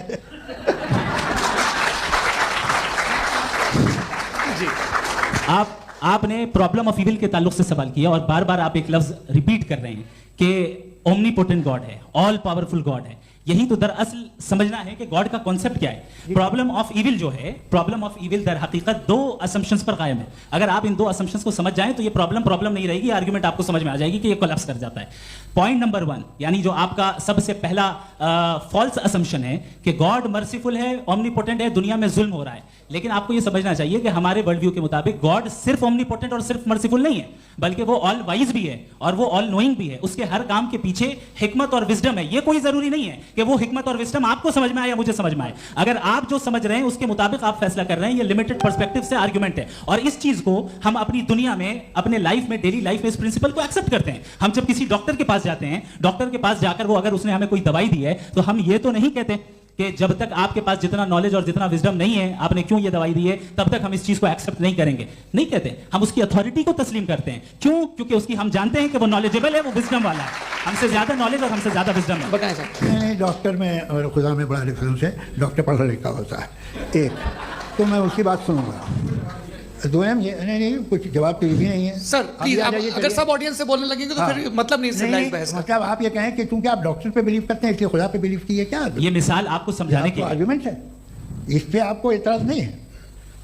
تو سمپل بات یہ ہے کہ میں اگر یہ یقین کر رہا ہوں کہ ایک اومنی پوٹنٹ اس کی مصلحت ہے, یہ جو بچے مر رہے ہیں یہ مصلحت ہے اس کی, مجھے نہیں چاہیے اس مصلحت. اس کی مصلحت نہیں, یہی تو سمجھنا ہے. مطلب ایکسپیرینس. اچھا, آپ نے ابھی میری بات پوری سنی نہیں. میں نے کہا آپ کا پورا آرگومنٹ 2 فالس اسمپشنز پر ہے. ایک فالس اسمپشن میں نے بتا دیا, دوسرا فالس اسمپشن یہ ہے کہ اس دنیا میں ایول کے ہونے کا کوئی گڈ ریزن نہیں ہے, جبکہ ہمارے پاس بعض ریزنز موجود ہیں, ہمارے پاس بعض وجوہات موجود ہیں. اگر اس دنیا میں ایول نہ ہو تو آپ گڈ کو ڈیفائن کیسے کریں گے؟ اگر ظلم نہ ہو آپ انصاف کو سمجھیں گے کیسے؟ اگر تاریکی نہ ہو تو آپ لائٹ کو سمجھیں گے. بہت اچھا, ابھی اور سن لیں, ابھی اور باقی ہے. یہ تو بات بہت پسند آئی صاحب مجھے کہ جب تک ریپ نہ ہو تب تک عورتوں کی عزت کا خیال آپ نے میرا جواب پورا سنا ہی نہیں. جب تک کہ بچوں کا قتل نہ کیا جائے تب تک آپ کو بچوں کی معصومیت کی عزت. آپ نے پورا جواب سنا ہی نہیں. کیا بات ہے, کیا آپ نے نقطہ نکالا؟ آپ نے پورا جواب سنا ہی نہیں. آپ سن لیں, میری بات سن لیں. یہ میں نے آپ کو ایک چیز بتائی. دوسری چیز, اس دنیا میں ہم آئے ہیں ٹیسٹ کے لیے, ہمارا ٹیسٹ ہو رہا ہے اور ہر انسان کا الگ الگ انداز میں ٹیسٹ ہوتا ہے. اور اس دنیا میں اگر ایول موجود ہے تو وہ ایول ذریعہ ہے ہمارے اندر ہیومن نوبل کوالٹیز کو ڈیولپ کرنے کا اور الگ الگ فیلڈ میں پروگریس کرنے کا. اور اگر ہمارے اندر اور اس دنیا میں ایول نہیں ہوتا تو بتائیے ٹیسٹ کا مطلب کیا ہوتا؟ اگر میں اپنے اسٹوڈنٹ کو MCQs دوں اور اس میں صرف رائٹ آنسر لکھ کر دے دوں اور کہوں تمہارا ٹیسٹ ہو گیا, یہ میننگ لیس ہے. اس دنیا میں اگر ہم ٹیسٹ کے لیے آئے ہیں تو ظاہر ہے گڈ اینڈ ایول دونوں موجود ہے. تو اگر گڈ اینڈ ایول دونوں موجود ہے تو یہ ایول بھی خدا کا بنایا ہوا ہے. جی ہاں, خدا کا بنایا ہوا ہے. لیکن اچھا چلو اچھی بات. جی بالکل, تو بالکل خدا نے بنایا. ابھی تو یہ ہے کہ جو میجورٹی ہے دنیا میں وہ ایول ہے, تو یہ خدا ایکچولی ایول کے سائڈ پہ لگ رہا ہے مجھے. بالکل میجورٹی میں تو وہ ہیں. کیا بات کر رہے ہیں بھائی آپ؟ کوئی بھی جو منصف ہوگا, چاہے آپ کا اپنا گھر ہو جس کے آپ سب سے بڑے ہیں, چاہے آپ کی آرگنائزیشن ہو جو آپ چلاتے ہیں, وہاں پر آپ ایول رکھیں گے ثابت کرنے کو کہ باقی لوگ شریف ہیں. میری بات سنیں, کیا یہ آرگیومنٹ ہی غلط ہے؟ اگر کہ جب تک کہ کوئی ایول نہیں ہوگا تب تک کہ شریف آدمی شریف نہیں لگے گا. اگر ایگزامینر غلط آپشن دے رہا ہے تو ایگزامینر ایول نہیں ہو گیا, جو غلط آپشن کو سلیکٹ کر رہا ہے وہ فیل ہوگا. کریٹر نے ایول کو بنایا ہے لیکن وہ ایول نہیں ہے. اچھا سنیے میری بات, لیٹ می کمپلیٹ سر. کریٹر نے ایول کو بنایا ہے ٹیسٹ کے لیے, وہ ایول نہیں ہے. ایول وہ ہوگا جو اسے اختیار کرے گا. چھری کو بنانے والا غلط نہیں ہوتا ہے, چھری کا غلط استعمال کرنے والا غلط ہوتا ہے. ریپ کو کیسے غلط استعمال کرتے ہیں؟ ریپ انسان کے فری ول کا نتیجہ ہے. یہ ریپ کیسے غلط استعمال ہوتا ہے؟ اب سن لیں, ہاں میں بتا رہا ہوں کہ جو ایول اس دنیا میں موجود ہے اس کے کئی سارے طریقے ہیں. ایک طریقہ انسان کا اپنا فری ول ہے. اب اگر کوئی ریپس ریپ کر رہا ہے تو اس کا گاڈ کا قصور نہیں ہے, وہ اپنے فری ول کا غلط استعمال کر رہا ہے, اس کو سزا ملنی چاہیے اور اسی کے لیے جہنم بنائی گئی ہے. یہ فری ول کا بھی بڑا چکر. آپ جب کوئی برا کام کرتے ہیں یا کوئی برائی ہوتی ہے تو یہ کہا جاتا ہے کہ یہ فری ول ہے. 7 billion free wills are moving on this planet, 7 billion free wills. और एक आदमी अपनी फ्री विल से मुझे कत्ल कर दे तो मैं खुदा की मर्जी से मरा हूँ कि इसकी फ्री विल की वजह से? मेरी मौत खुदा के हाथ है या ये फ्री विल वाले के हाथ है?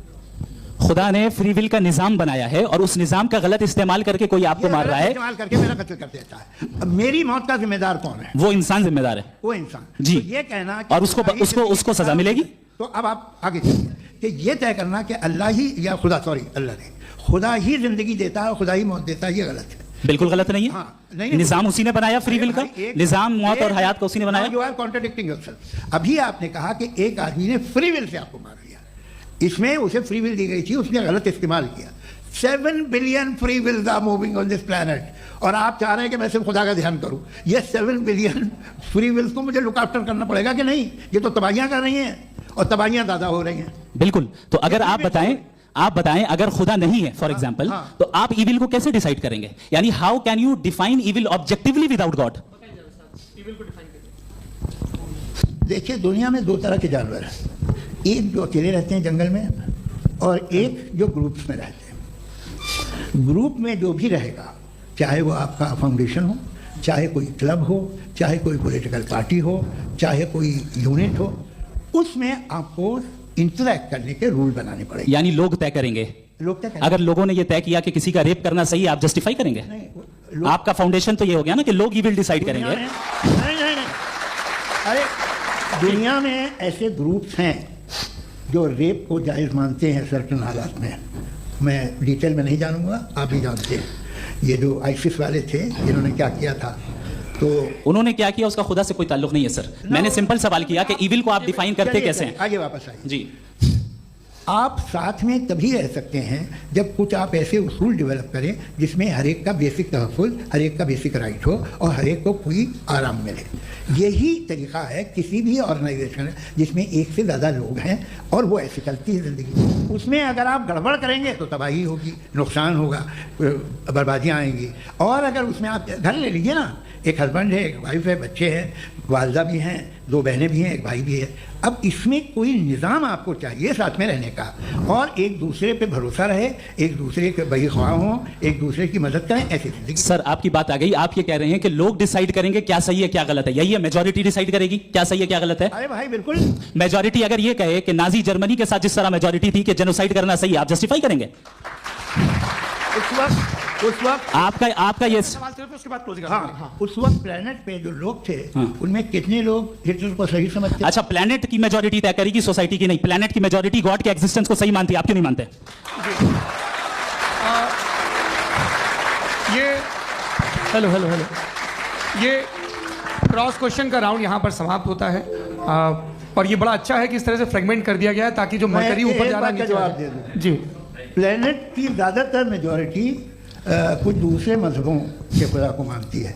आप नहीं, आप तो मेजॉरिटी की बात कर रहे हैं। ये क्लोजिंग आप ये कह रहे हैं इविल और गुड को डिसाइड मेजॉरिटी करेगी। मेजॉरिटी जो कर दे वो सही हो जाएगा। क्लोजिंग इसको जैसा आप ही लोगों ने तय किया है उसी फॉर्मेट को फॉलो कर लेते हैं। हाँ भाई, मैंने तो भले लोगों पे एतबार किया और तब मॉडरेशन तय किया। जी, आपके पास 5 मिनट का वक्त है, क्लोजिंग आर्ग्यूमेंट है, उसके बाद हम ऑडियंस से क्वेश्चन आंसर लेंगे जावेद साहब के क्लोजिंग आर्ग्यूमेंट के बाद। ओके, बहुत शुक्रिया। हमारा जो टॉपिक है डज गॉड एग्जिस्ट, मैं इस पे इतने एकेडमिक तैयारी करके आया था। मुझे था कि मैंने सोचा था कि कई सारे मैं आर्ग्यूमेंट्स दूंगा, लेकिन वक्त की भी किल्लत और जावेद साहब बार बार इधर उधर चले जा रहे थे तो उसको भी थोड़ा एंटरटेन करना पड़ गया। डज गॉड एग्जिस्ट पे मैं एक ही आर्ग्यूमेंट दे पाया। आर्ग्यूमेंट्स बहुत हैं और डेफिनेटिव आर्ग्यूमेंट्स हैं, और मेरे आर्ग्यूमेंट को किसी एक राउंड में भी इन्होंने एंटरटेन नहीं किया और रेफ्यूट नहीं किया। एक राउंड में भी नहीं, और ना ही अभी आपका क्लोजिंग आर्गुमेंट है। नहीं, वो बता देना। Argument of contingency sir. आपसे कई बार कह चुका हूं कंटिजेंसी का मतलब अब मैं कैसे समझाऊं आपको आपस में? हाँ, आप और कितने आसानी से समझाऊं मैं, मुझे तो नहीं समझ में आ रहा है। आप अपनी आर्गुमेंट ऑफ कंटिजेंसी उर्दू में बोल सकते हैं। हाँ, आप अपनी बात पूरी कर लें जी, आखिरी 4 मिनट। दूसरी चीज, just a minute please ma'am, can I talk? दूसरी चीज ये है कि आपने एक तो इसका जवाब नहीं दिया, दूसरा आपने गॉड के न होने पर कोई डेफिनेटिव आर्गुमेंट नहीं दिया, सिर्फ मजहब पे बात कर रहे हैं आप। मजहब तो आज हमारा टॉपिक ही नहीं था। आज तो हमारा टॉपिक को आप मजहब से ले लेकर आईएस तक चले गए, भाई हमारा क्या ताल्लुक है उससे? We condemn them. और उसका गॉड से क्या ताल्लुक है? अगर कोई गलत काम कर रहा है, किसी ने किसी को कत्ल किया, किसी ने किसी का रेप किया, उसको सजा मिलनी चाहिए। और आपके पास कोई भी rational strong foundation of morality नहीं है।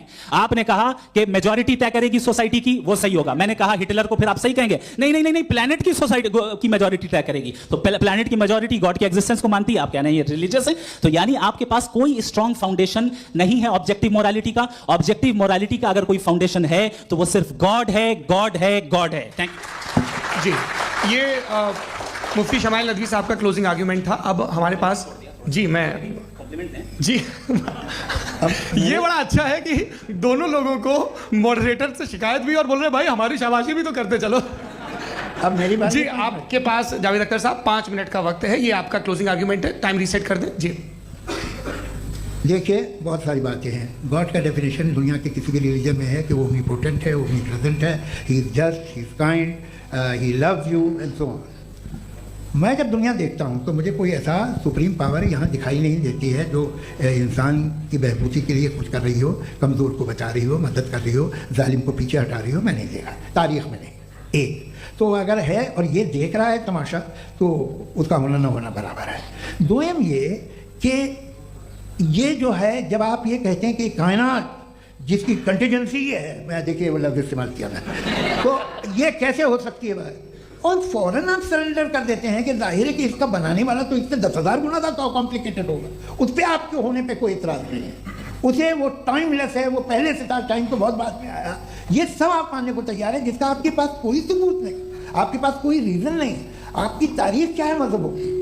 बिलीफ की, जो खुदाओं का बिलीफ है, ये कॉन्स्टेंटली गलत साबित होता रहा है। मतलब आप कहें कि अरिस्टोटल के ज़माने में तो सब जाहिल थे, वो भी इतने ही यकीन से खुदा पे यकीन रखते थे, जो अब नहीं रहा। ये भी नहीं रहेगा, आप लिख लीजिए। और इसके आसार आपको दुनिया में दिखाई देना शुरू हो चुके हैं। ये बहस क्या आज से 100 साल पहले इस तरह हो सकती थी? यहाँ तक तो आपको हम ले आए हैं। तो सर अरे इनको मदद की ज़रूरत नहीं भाई, ये सेल्फ सफिशिएंट आदमी, आप क्यों इनकी मदद कर रहे हैं? Sir please. तो ये जो है तमाम बातें अपनी जगह हैं। ये एक पैकेज है। आप अकेले, कोई आदमी ऐसा नहीं जो सिर्फ गॉड को मानता हो, उसके साथ बहुत पैराफर्नेलिया आता है, अलग अलग पैराफर्नेलिया आते हैं। They are only, they have always created chaos in the society. मैं तो आपको सीधा ऑफर देता हूँ कि दुनिया में 10 इम्पॉर्टेंट बिलीव्स हैं। आप एक मानते हैं, 9 नहीं मानते। 9 में आप एथीस्ट हैं, 9 को आप बिल्कुल रीजनेबली मेरी तरह देखते हैं। तो 90 मजहबी आदमी भी 90% एथीस्ट है। वो दूसरे खुदा नहीं मानता, एक खुदा मानता है, अपना वाला, बाकियों को कहता है गलत है। अगर आप मानना ही बंद कर दें तो आपका 10% चांस है कि आप सही हैं और 90% चांस है कि आप गलत हैं। मेरा मशवरा है, आप मानना छोड़ दिए तो 50% चांस होगा कि आप सही हैं और 50% चांस होगा, 40% आप गेन करेंगे बाय बिकमिंग एन एथीस्ट। ये एक फरसूदा ख्याल है, ये ख़त्म हो रहा है। हो सकता है मेरी ज़िंदगी में ना हो, लेकिन ये हो जाएगा। जो बातें ये इनको आप मेटाफिजिकल, ये वो ऐसे रिस्पेक्टेबल टर्म दे दिए, ये तो उन लोगों के हैं जिन्हें ना फिजिक्स मालूम थी ना मेटा मालूम था, ये उन्होंने आपको दिए हैं। जी बहुत शुक्रिया आप दोनों लोगों का। और अब इस बातचीत का आखिरी राउंड शुरू होगा, डज गॉड एग्जिस्ट की ये बहस मुफ्ती शमाइल नदवी और जावेद अख्तर साहब के बीच। आप लोग अपने अपने हाथ ऊपर करेंगे, मैं यहाँ से तय करूँगा। और माइक हमारे पास है क्या? एक ही माइक है ऑडियंस के लिए? 2 माइक है, एक इस तरफ एक इस तरफ, ठीक है। तो जी सबसे पहले हमारी सहयोगी है मारिया शकील जी, पूछिए सवाल। थोड़ा सा रुकेंगे ताकि कैमरे का फ्रेम आप पर आ जाए, आपकी तो प्रैक्टिस है टीवी की। जी नदवी साहब, मैं खुदा को मानती हूँ, पहले मैं इसी प्रमाइस से शुरू कर रही हूँ और ये बता रही हूँ आपको, मैं मानती हूँ। लेकिन कुछ सवाल हैं जो जावेद साहब ने उठाया, उसका जवाब आपको देना चाहिए। पहला सवाल ये कि गज़ा में सालों से छोटे बच्चे मर रहे हैं, वो उनको, अगर खुदा मर्सीफुल है, हम मानते हैं कि अल्लाह ताला में बहुत ताकत है, तो वो बच्चे क्यों मर रहे हैं? दूसरी बात ये कि अगर कंटिजेंसी की जो आप बात करते हैं, पूरे मुस्लिम मुमालिक मिल करके भी उन गज़ा के बच्चों को क्यों नहीं बचा पा रहे हैं? क्योंकि अगर वो चाहते, क्योंकि अल्लाह ताला उन पर हुकूमत करते हैं, सब पर हुकूमत करते हैं, तो वो उनको क्यों नहीं बचा? जी थैंक यू वेरी मच।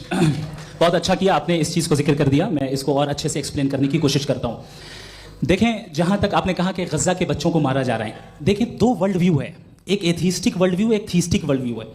बच्चे मर रहे हैं दोनों वर्ल्ड व्यू में, लेकिन हमारा वर्ल्ड व्यू कह रहा है कि रिकॉम्पेंस है, ये कह रहे हैं कि उनका मरना बेकार जाने वाला है, कोई उसका रिकॉम्पेंस नहीं है, चूंकि इनके यहाँ आखिरत और अल्लाह का कोई तसव्वुर या गॉड का कोई तसव्वुर नहीं है।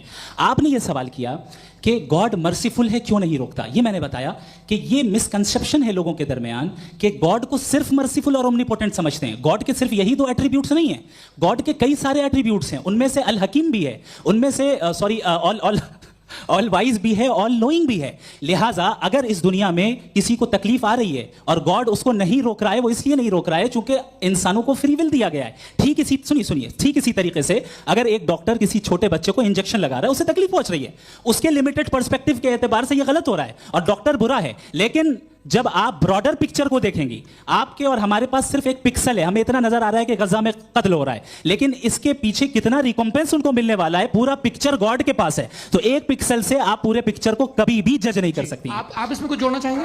आपको कुछ बोलना है इसमें? भैया आपने बहुत अच्छा जस्टिफिकेशन दिया, या आप वो जो वहाँ के प्राइम मिनिस्टर इजराइल के उन्हें भेजिए, वो बहुत खुश होंगे। आप जस्टिफिकेशन दे देना कि अगर गॉड नहीं है तो बच्चे क्यों मर रहे हैं, आप बताएं। वो ये सवाल पूछ रहे हैं कि अगर आप ईश्वर का अस्तित्व नहीं मानते हैं तो उन बच्चों की मौत को आप कैसे इंटरप्रेट करते हैं? भाई ये दुनिया जो है, जो ताकतवर लोग होते हैं वो एक नाइंसाफी करते हैं। तो ये अच्छा काम है, आपके नजदीक तो नेचर नाइंसाफी पे मबनी है। अरे मेरे भाई, आप नेचर की कहाँ बात कर रहे हैं, तो इंसान की बात कर रहे तो फिर जब मैं इंसान की बात कर रहा था, आप नेचर की बात करने लग क्रॉस गए। एग्जामिनेशन नहीं। हैं। अब आप मुझे बोलने नहीं देंगे तो अलग बात है, आप बोलिए, मुझे कोई जी नहीं, ये क्रॉस एग्जामिनेशन। मुझे बोल तो लेने दीजिए। जी बोलिए। क्या बात? साइंस में लॉजिक है और रिलीजन में लॉजिक नहीं है। मेरा ख्याल यह है कि रिलीजन में भी लॉजिक है, लेकिन उस लॉजिक की बेसिस ये है कि आप रुक जाते हैं, जिसका जिक्र जावेद साहब ने बार बार किया, यानी खुदा के तसव्वुर पे आते हुए, गॉड के तसव्वुर पे आते हुए रुक जाते हैं। और इसमें सवाल पूछना मतलब फॉरबिडन होता है। सवाल यह है कि क्या जावेद साहब इससे एग्री करते हैं कि साइंस की लॉजिक अलग है और रिलीजन की लॉजिक अलग है? बताइए सर। देखिए, 3 चीज़ें हैं। साइंस है, एक है मंतिक है, इस्तिदलाल है, और एक जो है कुछ भी नहीं है, फेथ है, अकीदा है। मैं अकीदे की लॉजिक का कायल नहीं हूँ। मुझे आप इस्तिदलाल से, लॉजिक से, रीज़न से समझाइए, मैं मानने को तैयार हूँ, मेरा क्या नुकसान होगा। लेकिन ये कि अकीदे पे मैं नहीं जा सकता हूँ। अकीदे का मतलब है कि तुम ये मान लो, सवाल ना करो, ये नहीं। आप सारी बातें करके, बड़ी साइंटिफिक बातें करके एक जगह जाके खुदा के वजूद पे रुक जाते हैं, सरेंडर कर देते हैं। मैं सरेंडर करने को तैयार नहीं। That's all. जी, ये आगे सर बैठे हुए हैं, इनको माइक दीजिए। भाई वो आप पूछना चाह रहे थे ना भाई? हाँ, नहीं मैं थैंक यू जी। आपका नाम? आसिम इफ्तिखार। आसिफ जी, पूछिए। सर जावेद सर से सवाल है कि आपने माइक थोड़ा करीब अपने क्लोजिंग स्टेटमेंट में ये बात कही थी कि मज़हब का जो फ्यूचर है वो ज़्यादा दिन नहीं जाने वाला है, लेकिन मैं देख पा रहा हूँ कि जो ऑक्सफोर्ड यूनिवर्सिटी की एक स्टडी है 2011 में हुई है, जिसके 50 एकेडमिशियंस ने इसको अंजाम दिया था, उसमें वो ये कहते हैं कि जो फेथ इन गॉड है वो इनबिल्ट है ह्यूमन नेचर के अंदर, जिसको हम कहते हैं फितरत के अंदर शामिल है वो। और वो ये कहते हैं कि अगर कोई ये समझता है कि मज़हब को वो ख़त्म कर देगा तो ये उसकी गलत फहमी है। तो आप इसके बारे में, इस स्टडीज़ के बारे में क्या कहते हैं? ठीक है। मैं उनसे एग्री नहीं करता हूँ। वो कौन से प्रोफेसर होंगे? ऐसा उनके पास डेटा है, इन्होंने डेटा के बेस होगा। डेटा क्या हो सकता है? फ्यूचर का डेटा तो नहीं हो सकता ना उनके पास, प्रेजेंट का डेटा हो सकता है। डेटा आपने सुना 100 साल पहले का बाद का डेटा? मैंने तो नहीं सुना आज तक। तो आज उनकी ये राय है और होगी राय, ठीक है। दुनिया में तरह तरह की राय है लोग, लेकिन मैं समझता हूँ कि वक्त के साथ इंसान ज़्यादा से ज़्यादा रीजनेबल और लॉजिकल होता जा रहा है। आज आप देखिए वेस्टर्न यूरोप में क्या परसेंटेज है नॉन बिलीवर्स की, बहुत हाई। वहाँ चर्च खाली पड़े होते हैं। तो अल्टीमेटली तो इंसान कोई ऐसी बात बहुत अरसे तक नहीं मान सकेगा, चाहे गलत या सही, जो उसे, उसके दिमाग को, उसके जहन को, उसके लॉजिक को अपील करे। वो कह रहे हैं तो ऑक्सफोर्ड के होंगे, तो कैम्ब्रिज के होंगे, तो मुझे क्या लेना देना। उनका डेटा मुस्तकबिल का नहीं हो सकता है। जी दीपक, हाँ पूछिए। मैं आऊँगा, अभी पीछे की साइड भी आऊँगा, माइक वहीं भेजूंगा 2-3 साल के लिए। जी जावेद साहब, आपसे सवाल है। नमस्ते। अरे भाई सर, अगर आप ही लोग को तय करना है तो फिर 200 लोग तय कर लेंगे। नहीं sir, please don't do this sir. Everybody has a right sir, but we can only take selected questions. No sir, ये यंग लोग भी हैं तो इनकी ये आप उतने यंग, भाई आप यंग हैं कि नहीं हैं? वो कह रहे हैं वो भी यंग हैं साहब, आप उनकी नौजवानी पर दावा उनको ही करने दें। हाँ मुफ्ती साहब, आप यंग, हाँ पूछे। अरे भैया सर, मेरा सवाल ये है, कुछ इनसे भी तो पूछो। जी नहीं, बस आपसे एक सवाल है। जैसे थीस्टों के पास, अपने जो ईश्वर को मानते हैं, उनके पास अपने सोशल गेट टुगेदर्स हैं। 5 रोज़ क्रिसमस आने वाला है, होली है, दिवाली है, ईद है। एथिस्ट क्या ऑफर कर रहे हैं? मतलब मैं इनकी दुकान से बोलूं मैं आना चाहता हूं उस तरफ, पर मैं अट्रैक्ट नहीं हो पा रहा हूं। मैं सोशल गेट टुगेदर क्या है आपके पास? वो ये कह रहे हैं कि जो धार्मिक लोग हैं, अलग अलग धर्म के लोग, उनके उत्सव त्योहार कॉन्ग्रेगेशन बहुत हैं। अब आपको मैं एक सुनाता हूँ, यहाँ हिस्टोरियन भी बैठे हैं। मृदुला जी आप बताइएगा सही है कि नहीं। ये एक कॉन्स्टेंटाइन, एक ग्रीक रोमन बादशाह था जो क्रिश्चियनिटी आने के 400 साल बाद उसने डिसाइड किया कि मैं क्रिश्चियन हो जाऊंगा, मेरी पूरी स्टेट कैंसिल हो जाएगी। उस ज़माने में ऐसे ही होता था, राजा जो धर्म इख्तियार करता था वो जनता भी कर लेती थी, इसलिए कि वो हो गया था बैंकक्रप्ट। और उसे जो मेडिटेरियन कोस्ट के रिच क्रिश्चियन वो थे मर्चेंट, उससे पैसा चाहिए था। तो उसने कहा यार क्रिश्चियन हो जाओ। तो उसने अपने वजीर से कहा कि भाई ये हिस्ट्री है कि अब हम लोग क्रिश्चियन हो जाते हैं। पहले सर हो जाएंगे, कोई प्रॉब्लम नहीं है, लेकिन एक प्रॉब्लम ये है कि 17 दिसंबर से 25 दिसंबर तक जो पेगन फेस्टिवल होता, जो पेगन फेस्टिवल होता है वो बंद हो जाएगा, इसलिए कि हम क्रिश्चियन हो गए तो होगा नहीं। तो वो बच्चों को बहुत बुरा लगेगा, पब्लिक को बहुत इन्जॉय करते हैं, खासतौर से 25 को मेन डे। उसने कहा ये तो सही कह रहे हो, ये जीसस क्राइस्ट की पैदाइश कब थी? पहले साहब वो अप्रैल में थी, नहीं कट करो, वो 25 दिसंबर को। यह हकीकत है जी। और 400 साल बाद क्रिश्चियनिटी के अप्रैल से दिसंबर ले आए, और इसलिए कि यहाँ पेगन फेस्टिवल होता था। अब मनाते हैं आप आराम से। ये जो सारे फेस्टिवल हैं ये रिलीजन से, हर एक को एक इंटरटेनमेंट डिपार्टमेंट चाहिए होता है अपनी कंपनी चलाने के लिए। तो ये रिलीजन ने, ये सेकुलर त्योहार थे जिन्हें रिलीजन्स ने ले लिया है। ये मौसम के थे, फसलों के थे, किसानों के थे, उसको आपने लेकर रिलीजियस रंग दे दिया। ये कोई रिलीजन से थोड़ी आए आप। अच्छा हमें देखिए, हम तो मुल्क हैं, हम ईद मनाते हैं, हम दिवाली मनाते हैं, हम होली मनाते हैं, हम क्रिसमस मनाते हैं। बम्बई की फिल्म इंडस्ट्री की सबसे बड़ी होली हमारे घर में, सबसे बड़ी ईद हमारे घर में। वो हमारी सोशल वो है, हमारा हेरिटेज है। ऐसा थोड़ी है कि we will throw the baby along with the water. ये तो अच्छी चीज़ है, इन्हें रखो, ये तो बेकार है, फेंक दो। जी हाँ, हेलो जी। मेरा सवाल नादवी जी से है। जैसा कि आपने बोला कि गॉड टाइम के भी परे हैं, और गॉड इतनी कॉम्प्लेक्स चीज़ है कि उसे ह्यूमन माइंड समझ नहीं सकता, और गॉड ने अर्थ पे फ्री विल भी दे दी है।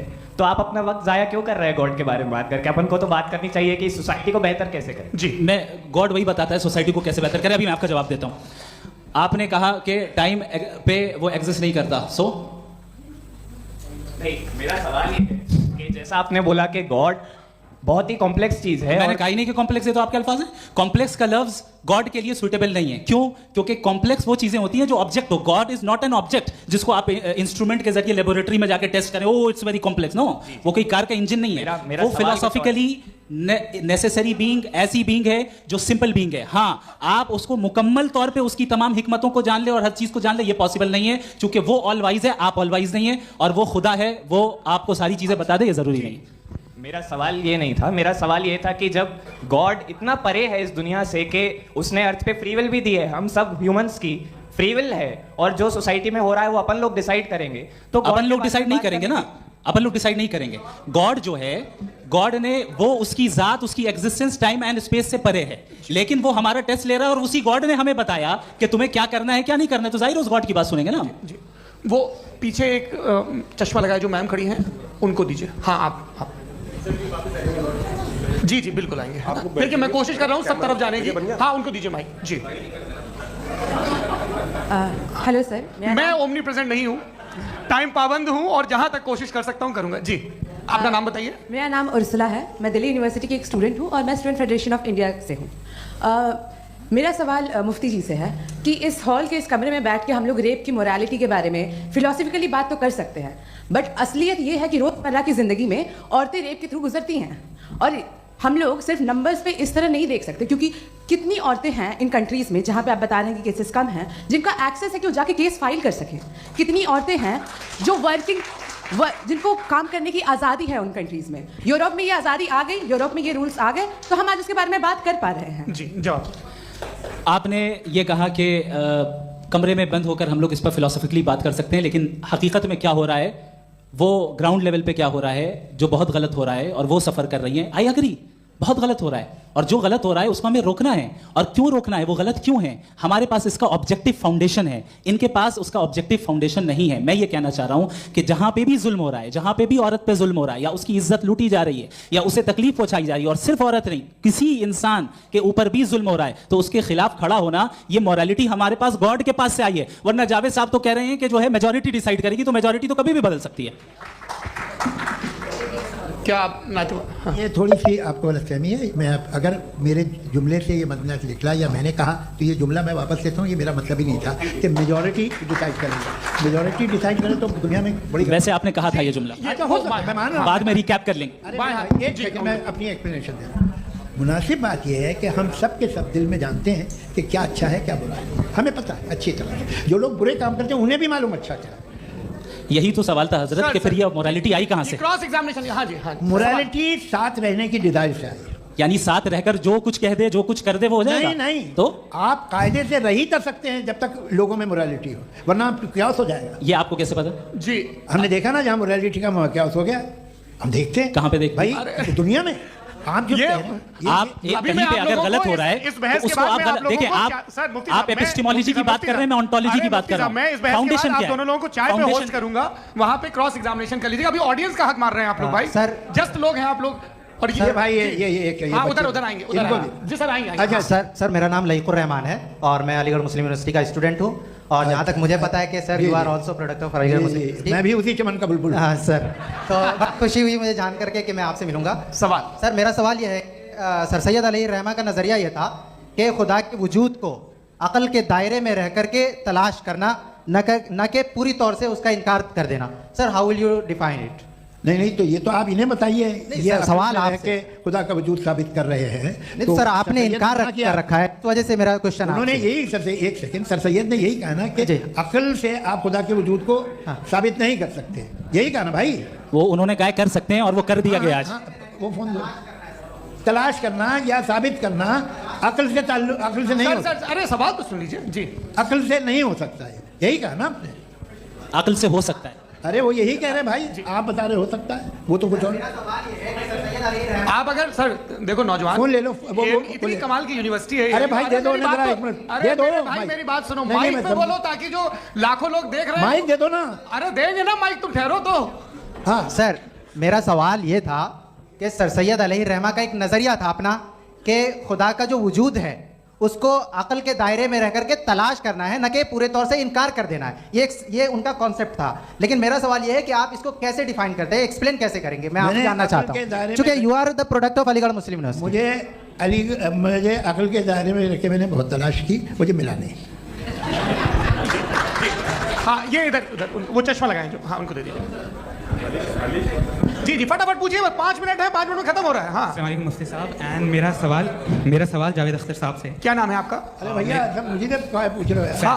फैज पूछिए फैज साहब। तो मेरा सवाल ये है कि अभी जो एथियस्ट है वो problem of evil argument use कर रहे हैं अगेंस्ट मुस्लिम्स, राइट? कि इस दुनिया में इतना सारा ईविल है और अगेंस्ट मुस्लिम तो यहाँ अगेंस्ट थियस्ट। हाँ थोड़ा सा करेक्ट कर लीजिए भाई, पूरी मशक्कत इसी बात की थी कि किसी एक मजहब पे बात न। तो बेसिकली आर्गुमेंट ऐसा है कि इस दुनिया में इतना ज्यादा ईविल एग्जिस्ट करता है और अगर एक ऑल गुड गॉड है तो वो रोकता क्यों नहीं है? लेकिन इस सवाल में एक हिडन अजम्पशन ये है कि इस दुनिया में ईविल एग्जिस्ट करता है। अब एथियस्ट ये कैसे ऑन्टोलॉजिकली प्रूव कर सकते हैं कि इस दुनिया में ईविल एग्जिस्ट करता है? मैं आपको बताता हूं, थोड़ा सा समझा। नहीं सर हम लोग इनको सुनिए। नहीं please don't do that. I want to explain ontology. नहीं हम समझ गए सर, इनको अब जवाब देने दीजिए। अच्छा सवाल पूछ लो। मैं अभी तक क्या था वो मैं थोड़ा सा ऐड ऑन कर लेता हूं। तुम गुरु, तो हम जब इसका राउंड 13 करेंगे ना तब तुमको स्टेज पे बिठाएंगे। जी तो हाँ जल्दी से।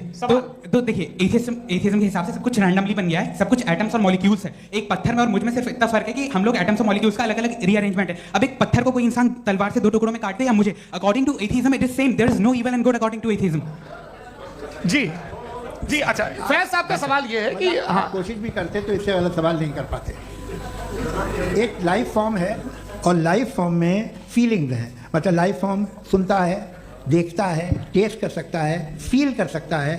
तो उसकी जो क्वालिटी इस बबल में आ गई है, तो वो जानवर में भी है, इंसान में भी है। तो जाहिर है कि उसे कोई तकलीफ पहुंचेगी, तो चूंकि उसके पास वो सेंसिटिविटी है तो मैं करेगा। पत्थर में वो सेंसिटिविटी नहीं है। तो ये क्या सवाल हुआ कि अगर पत्थर को काटा तो पत्थर को तकलीफ नहीं होती, तो आपको काटे तो आपको क्यों तकलीफ हो? बैठ जाइए। जी हाँ अगला सवाल। हाँ पूछिए। जी जावेद अख्तर साहब। अरे भैया सब आप लोग मुफ्ती साहब को छोड़ रहे हैं, तो मेरे ही पीछे पड़े हैं क्या? फिर चलो बोलो भाई. You asked how God can exist when children die in Gaza. हाँ, You asked how God can exist when children die in Gaza, and you also mentioned the rise of atheism in Europe. But the same events also are leading many atheists and non-believers to turn towards faith. How do you interpret this contradiction, where suffering pushes some away from God, yet brings others closer to belief? देखिए, आपको एक बात बताऊं, दुनिया perfect तो कहीं भी नहीं है, हर जगह कुछ खामियां हैं. बेटा एक मिनट, मैं आप ही को कहेंगे, देखो वो तो कुछ खामियां, कमज़ोरियां, खराबियां सब जगह है. लेकिन अगर देखोगे ईमानदारी से कि दुनिया सबसे ज़्यादा महज़ब कहाँ है, एक आम शहरी को कहाँ हुकूक हासिल हैं, वो बोल सकता है, अपनी मर्ज़ी से काम कर सकता है, अपनी मर्ज़ी से राय दे सकता है, हुकूमत के ख़िलाफ़ बोल सकता है, बरसर इक़्तिदार लोगों के बारे में बोल सकता है, सरमायादारों के ख़िलाफ़ बोल सकता है. तो आपको ये स्कैंडिनेवियन कंट्रीज़ में मिलेगा, वेस्टर्न यूरोप में मिलेगा. मैं नहीं कह रहा वो परफेक्ट है, बिल्कुल नहीं, वहाँ बहुत खराबियाँ भी हैं, परफेक्ट तो कोई. लेकिन जिन जिन मुल्कों में, लैटिन अमेरिका देखो, गल्फ देखो, वहाँ पर आपको ये ज़रूर है कि रेप नहीं होते होंगे. रेप की ज़रूरत क्या है भाई? उसको तो ख़रीद लो, घर में रखो, सड़क पर रेप करने की क्या ज़रूरत है? मगर सुनिए सुनिए सुनिए, मगर हकीकत ये है कि वहाँ शख्सी आज़ादी राय देने की, बोलने की नहीं है. जी, ये एक आखिरी सवाल मुफ्ती साहब से. हाँ मैम, इनको माइक दीजिए. शुक्रिया. मेरा नाम मनीषा है, मैं हरियाणा से आई हूँ. मैं मुफ्ती साहब से एक बात पूछना चाहती हूँ. आप बार बार जावेद साहब को कॉन्ट्राडिक्ट तो कर रहे हैं कि आपने ये कहा, लेकिन आप भी अजम्पशंस के बेसिस पे बात कर रहे हैं. आपने खुदा के होने का कौन सा प्रूफ पेश किया है, खुदा की एग्जिस्टेंस का?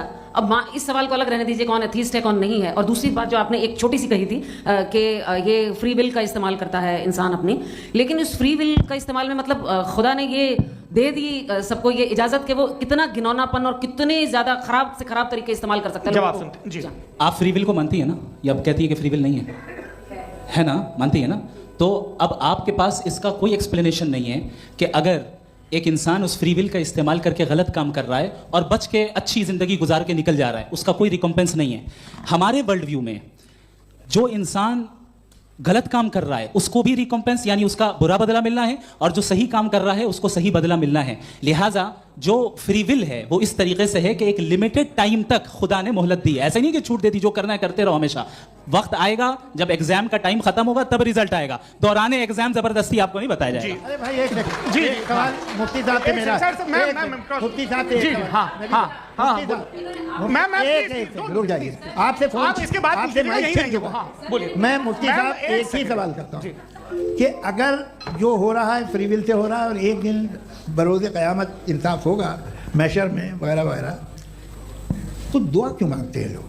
दुआ मांगते हैं इसके मतलब है अभी भी उसने ये डिपार्टमेंट रखा है कि मैं रोज़मर्रा की ज़िंदगी में बिल्कुल बिल्कुल ही कैन. तो तुम कैन हो, तुम मुझे नौकरी दिला देते हो, मेरे बेटे को ग्रीन कार्ड दिला देते हो, और 45,000 बच्चे मरते उन्हें रोकते नहीं हो. नहीं तो क्या आप ये कह रहे हैं कि इस दुनिया में जालिमों को कभी पकड़ी नहीं होती है? अरे जो भी पकड़ होगी वो बच्चे रोते हैं. बिल्कुल. देखिए मैंने अपने ओपनिंग स्टेटमेंट में यही कहा था कि जनाब जावेद साहब सिर्फ इमोशनल आर्गुमेंट है. This is an emotional argument. ये छोटे मोटे इसके पीछे का रीजन मैंने बताया क्या है, इसके पीछे का रीजन क्या है मैंने बताया. मंच से आप लोगों को सज्जनों इसलिए कह रहा हूं ताकि थोड़ा सा आपके कॉन्शियस पे जोर रहे कि आपको ऑर्डर बचा के रखना है.